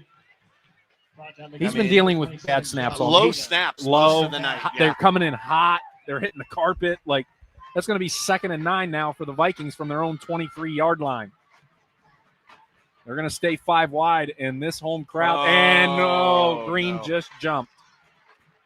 That's going to give 5 to the Vikings. It's going to bring up 2nd and 4 now. Penalty's going to go on number 24, Luke Shaw, the junior linebacker. A little antsy, little jumping of the gun. As now it'll be 2nd and 4 for the Hoover Vikings. It's a big penalty. Yeah, it is. Under 10 to go here at Memorial Stadium in Green. Collins in the shotgun, takes the snap. He's going to hand it off to his back, who runs it up the left side, and he's going to be about a yard short. That was Jack Andes on the carry. 3rd and 1. We got another score update. Louisville leads 38-7, Jay. They've done their part. Running clock for the Leopards. They have done their part for next week's matchup. It is 3rd and 1 from their own 31 for the Hoover Vikings. Collins in the backfield all by his lonesome, takes the snap, runs it straight up the middle, and powers his way to the 34-yard line, 35 for the Hoover first down. Clock stops for them to reset the chains. Actually, no, it won't. Quick winding of the clock here. Usually the play stops long enough for them to... Shotgun formation for Collins, 5 wide again. Under 9 to play. Collins gives us a hut, but no hike as he looks over to the sideline. The Hoover student section going bananas. 1st and 10. Collins drops back to pass. Looking over the middle, fired it, got his man, breaks free.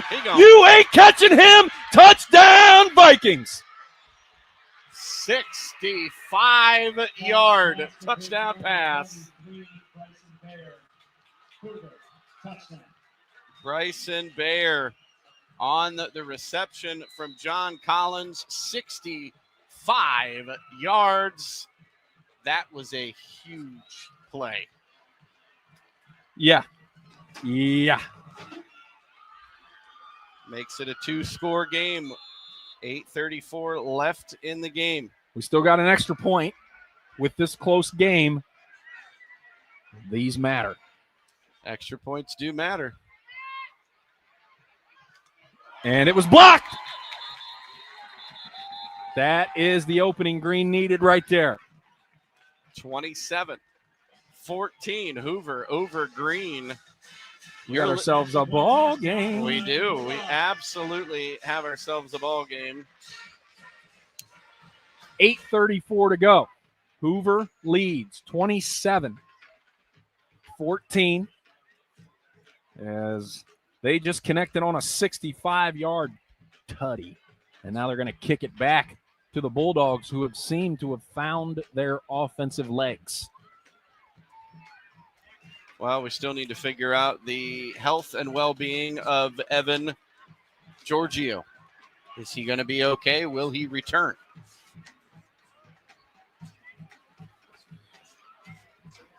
Did I just see? He is not out there yet. I'm trying to find him on the sidelines. You can usually tell if they take their helmet. Either way, we'll keep an eye out for him as Hoover's got it teed back up to kick it back to the Green Bulldogs. Boots it. That is a boom, and it's going to be through the back or through the end zone. Touchback for Green again. I see Giorgio. Helmet on. He's heading onto the field. So he is back. That's good news. So he just Jay- took a shot. Probably just took the wind out of him. Maybe. Probably rung his bell a bit. Yeah. Jay, next week, the Louisville Leopards. Yeah. 4-0. Yeah. Hoover Vikings right now, 8 minutes and 34 seconds away from being 4-0. A huge They got to finish Week this thing up. 5 matchup on Yeah. the horizon. Yeah.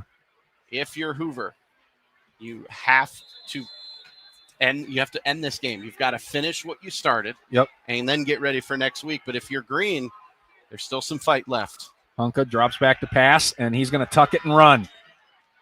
And he gets about 5, maybe 6. Number 12, Tyson Hunt on the run. Well, if you're Green, you got to do hurry up now. I mean, you have 3 timeouts, 8 minutes 15 to go. You need to score, stop them, and get the ball back.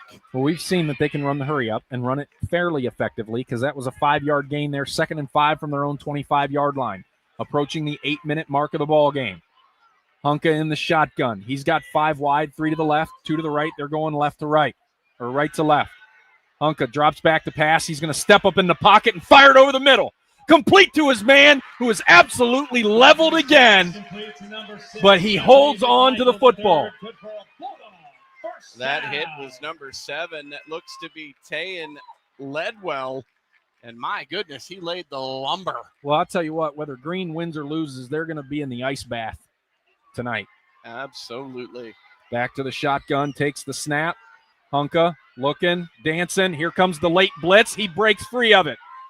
And he spins free down to the 41-yard line, and that's another. Are they going to give it to him? Yes, First sir. down. Yes, they are. First down.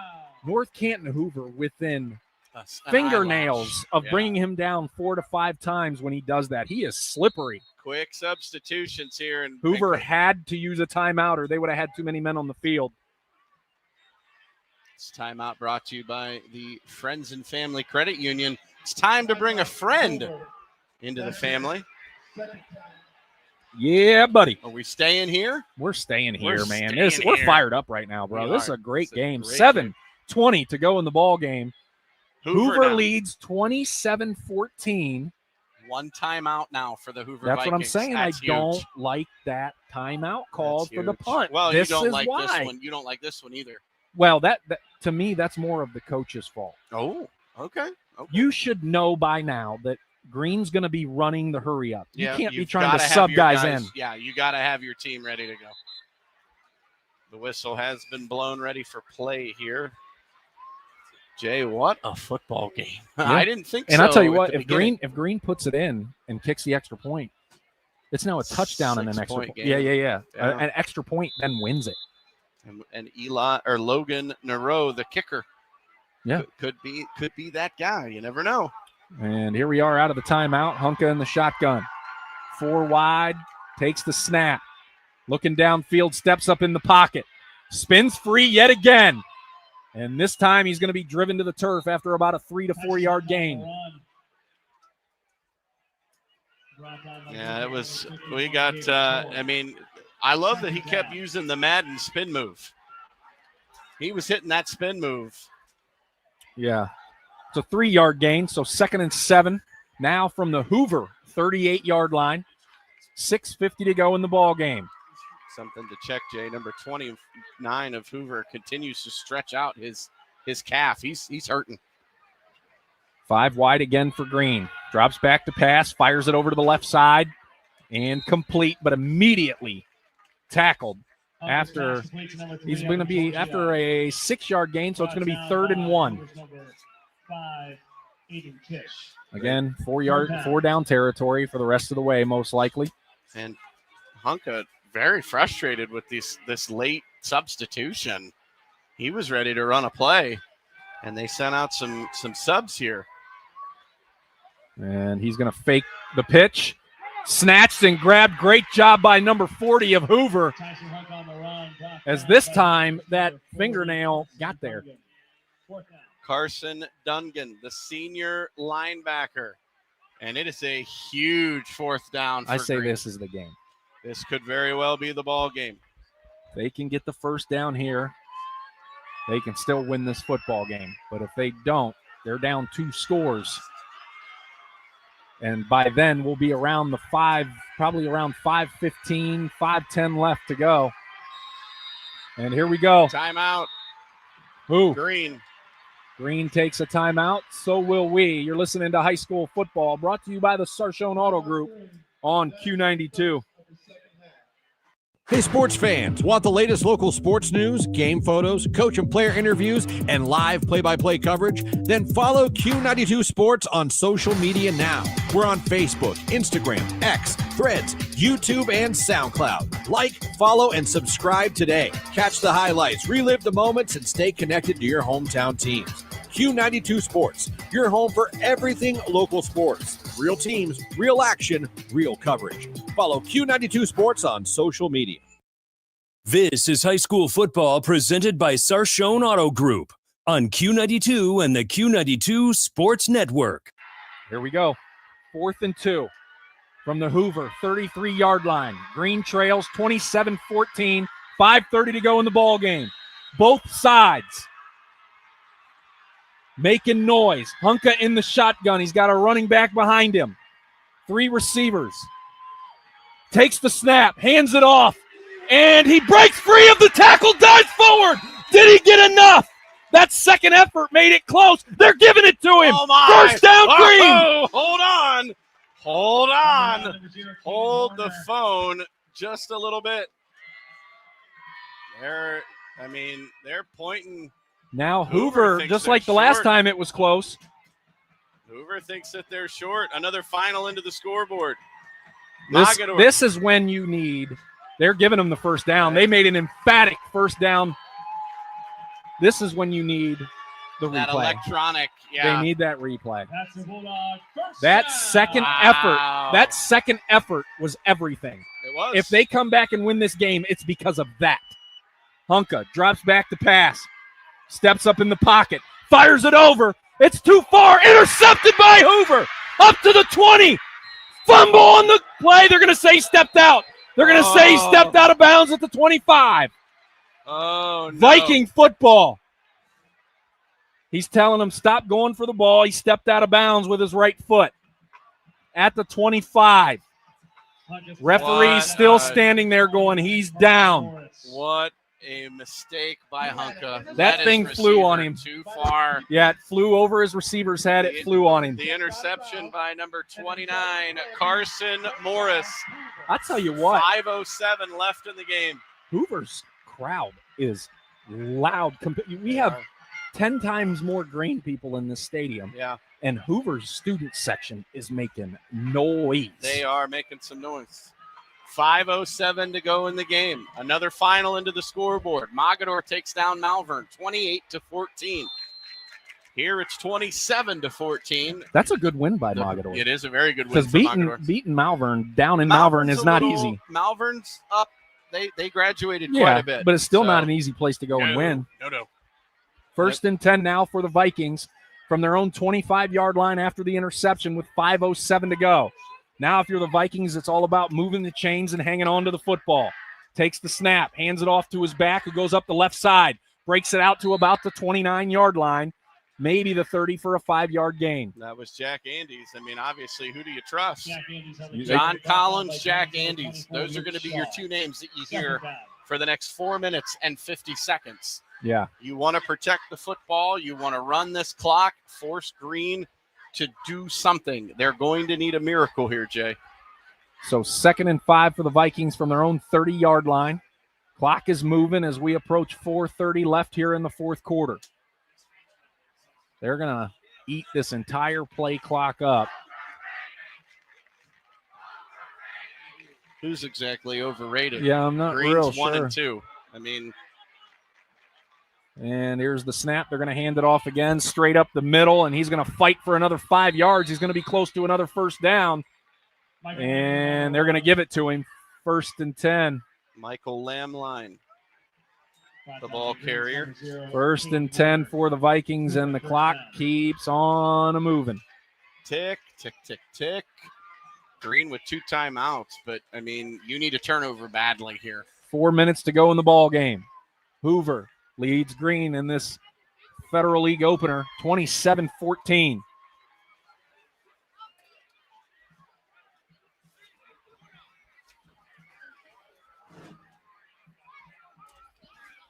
Again, John Collins and company taking their time.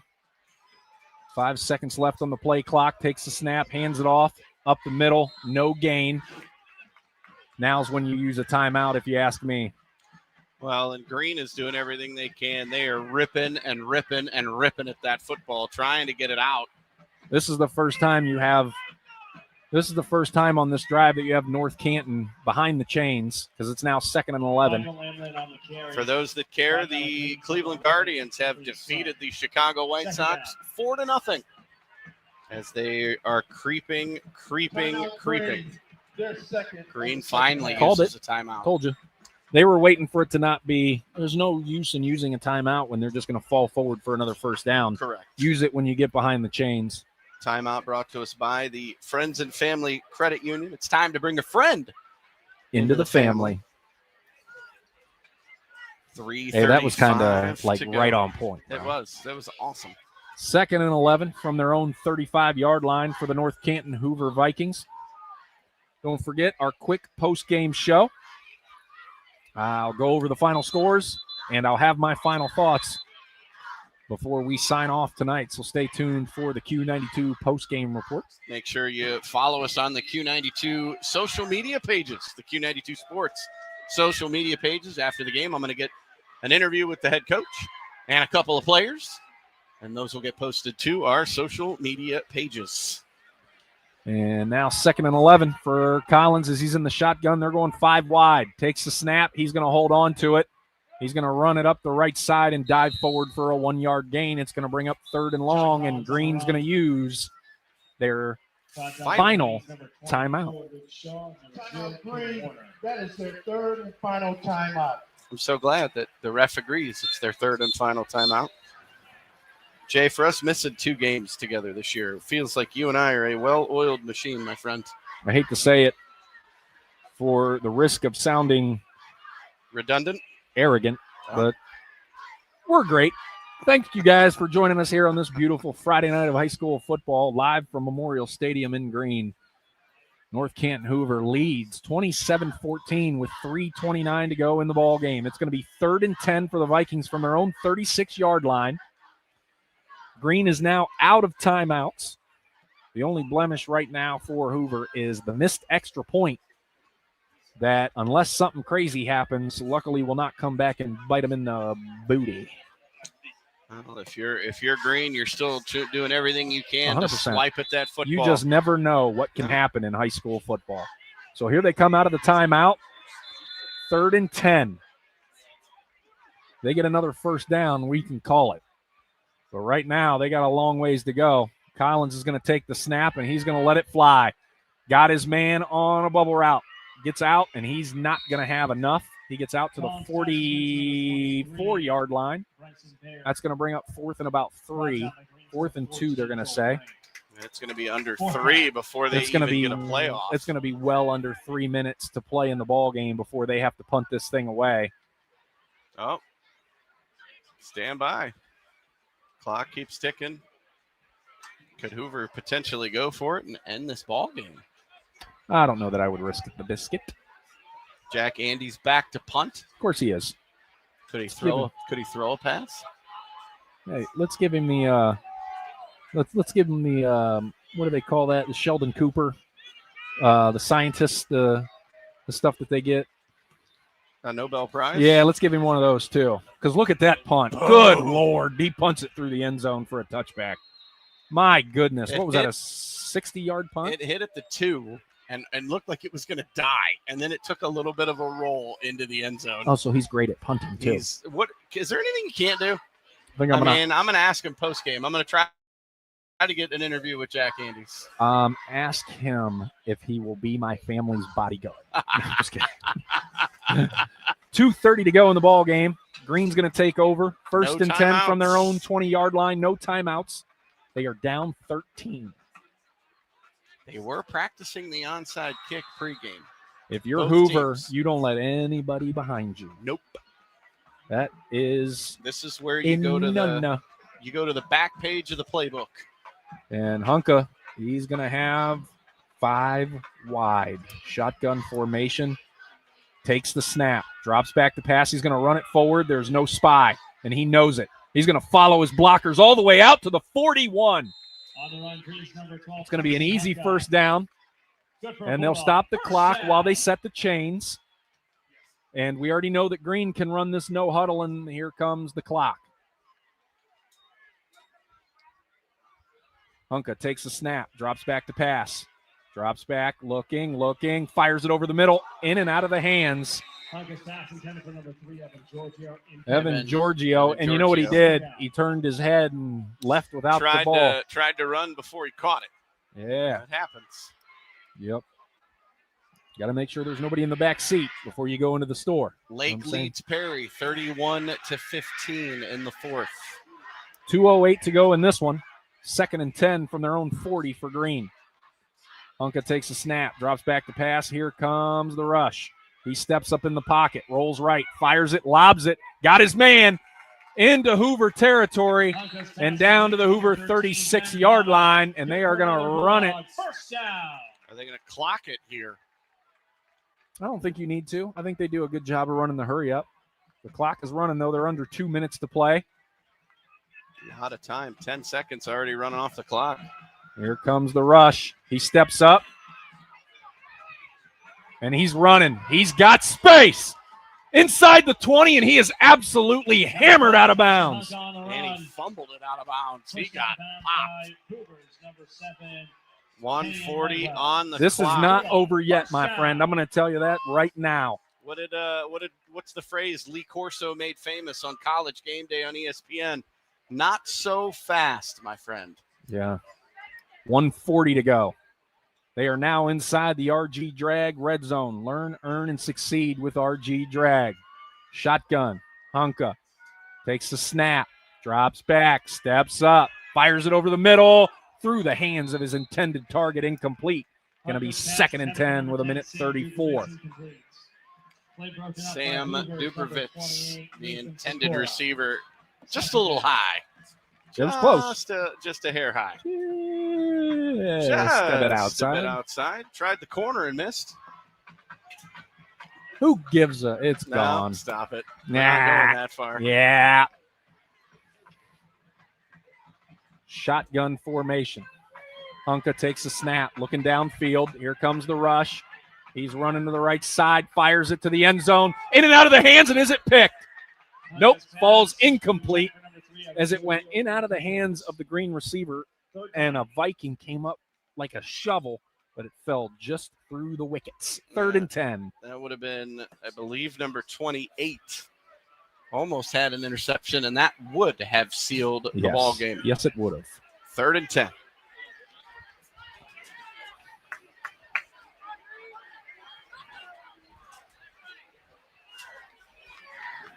So here we go, 3rd and 10 from the Hoover 16-yard line. 1:26 to go in the ball game. 5 wide. Hunka drops back to pass, looking left, fires it over the middle. Touchdown, Green.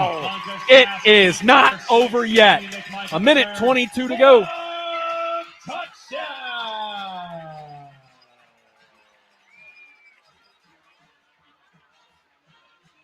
Not over yet.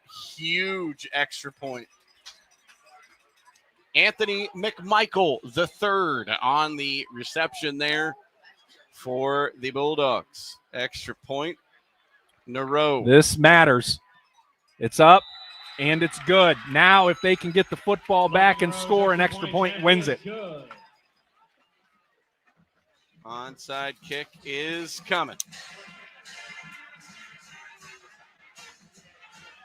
Yes, it is. And anything can happen on an onside kick. 1:22 to go in the ball game. 27-21. Hoover leading Green in Green, but an onside kick is inevitable.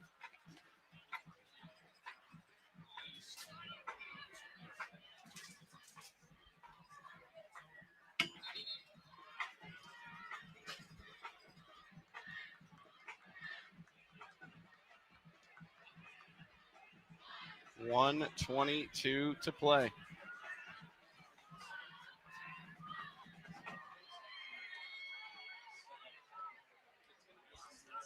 Here we go.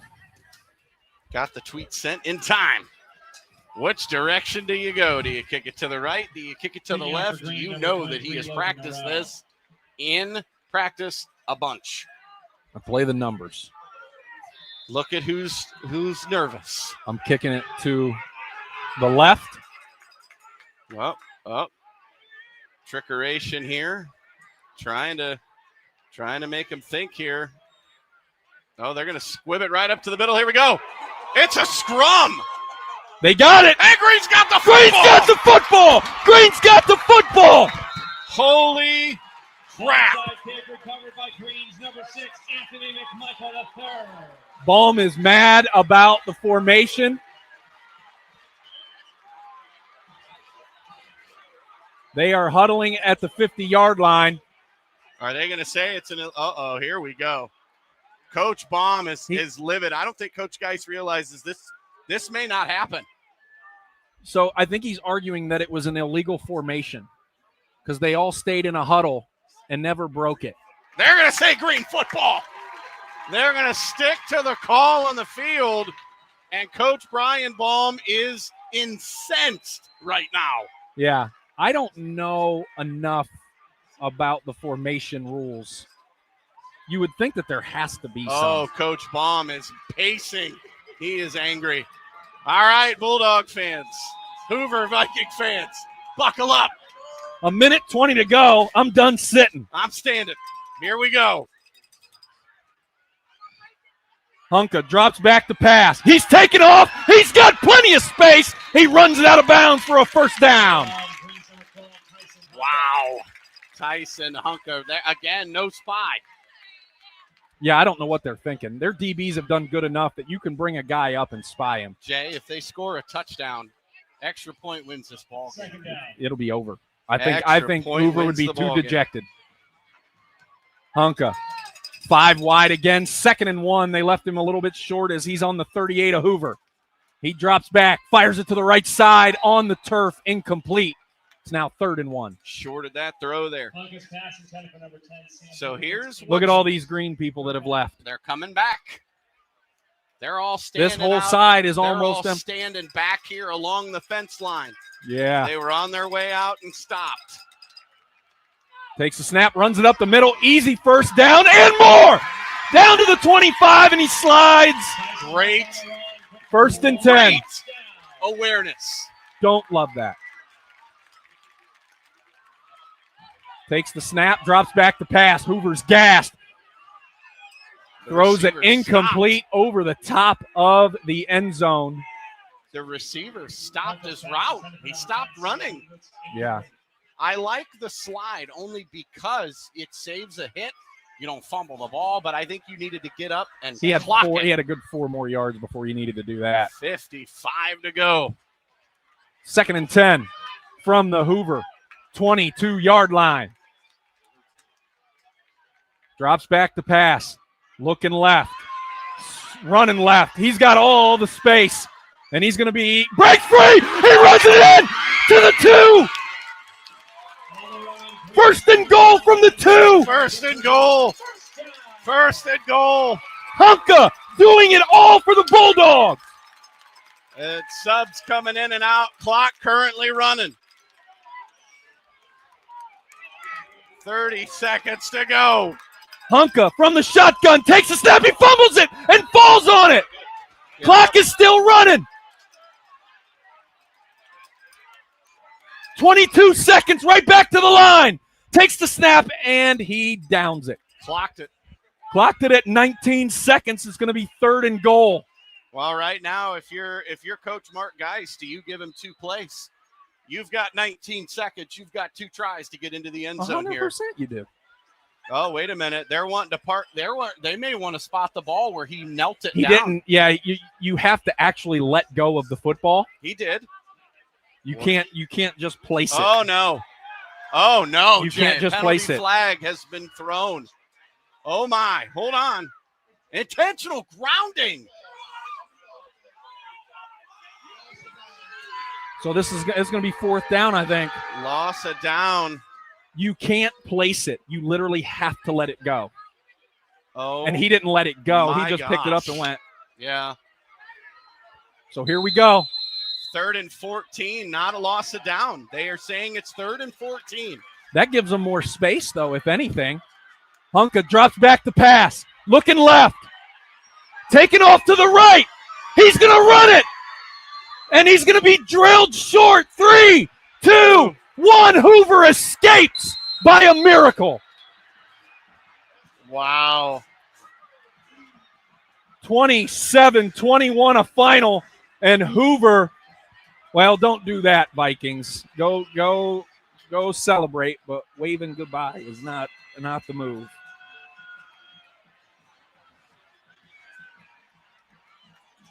Oh, wow. Unbelievable. I want to know how I need to talk to a coach that knows way more than me about how that is considered a intentional grounding. Yeah, I'd like a little explanation as well. Yeah, just for simple knowledge to know. You know what I mean? I know that there is a rule of a way that you have to clock a ball. I'm just not 100% sure what that is. You know what I mean? So, whew. Well, exhale. We're going to need to do more than exhale. We're going to need to meditate. Yeah, I got some scores. If you're ready to jump into your post-game show. Well, you know, we can we'd normally step away from this, but, you know, for a quick 2 commercials, and then we can come back and do the score. You're listening to High School Football, brought to you by the Sarshone Auto Group on Q92. It's time for Purple Raider football. Catch every snap, every score, and every big moment all season long on AM 1310 WDPN. This year, it's even easier to follow the 13-time national champion, Mount Union Purple Raiders. Listen live on AM 1310, the WDPN Facebook and X pages, and streaming on the Q92 YouTube channel. Sam Berkwin and Ryan Bevere are back in the booth, bringing you all the action. Don't miss a minute of Mount Union football on AM 1310 WDPN. Football fans, Mondays just got better. Join Q92 Sports Live every Monday at 11 a.m. for the Pro Football Hall of Fame Luncheon. Watch on our Facebook, X, and YouTube channels as legends from the high school, college, and pro football world take the mic with inspiring speeches and incredible stories. Don't miss a moment. Like, follow, and subscribe to Q92 Sports on social media and catch every Pro Football Hall of Fame Luncheon live every Monday at 11 on the Q92 Sports Network. This is high school football presented by Sarshone Auto Group on Q92 and the Q92 Sports Network. My goodness. 27-21 final. Hoover escapes by the thread. What a ball game. Of their shirt. A huge penalty at the end. And we found out why. And we did. Yeah. Go ahead and explain it. So it was an intentional grounding call. Yep. So first I'm going to preface this by saying I was right. My original explanation was correct. There is a way that you have to clock a football. The ball has to leave your hand. You have to throw it directly into the ground. He set it down on the ground without letting go of the football, which is against the rules. And that's just the terminology that they use is intentional grounding, even though it's not the traditional intentional grounding that you and I are all used to. Well, let's jump into our scores here. Manchester leads Canton South 35-17. Fairless leads Tusky Valley 42-7. Louisville over Marlington 45-7. Alliance over Ellett 26-0. Minerva 3-1. They take down Sandy Valley 40-12. McKinley beats Glen Oak 38-0.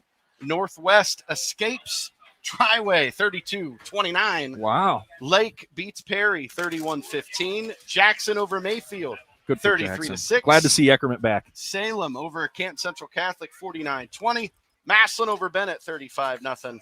Orville over Tuslaw 38-7. And I'm going to go get some interviews. I'm out of here, Jay. All right, brother. And we're going to step away for another commercial break. And when we come back, I'll have my final thoughts before we sign off. You're listening to High School Football brought to you by the Sarshone Auto Group on Q92. Looking for your home for local sports? Head over to Q92radiosports.com, the official website of Q92 Sports Network. Catch every live broadcast of high school games and Mount Union sports. Stay up to date with the latest local sports stories. Check scores from around the area and never miss a game with our full broadcast schedule. It's everything sports all in one place. Q92radiosports.com, your local sports connection.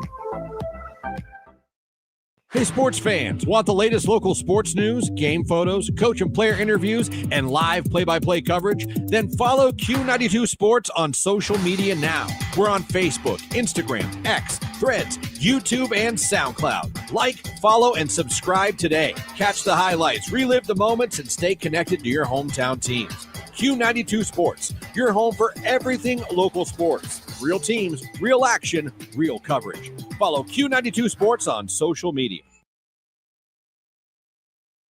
This is high school football presented by Sarshone Auto Group on Q92 and the Q92 Sports Network. Back here at Memorial Stadium in Green as the North Canton Hoover Vikings survive in the final seconds against the Green Bulldogs by a final of 27-21. Whew, that game went from probably over to definitely not over to probably over for Hoover to now over for Green. What a final 6.5 of this ball game. As I'm going to go through the scoring of the second half. As you already heard everything that happened in the first half during our halftime show, but the third quarter was dry.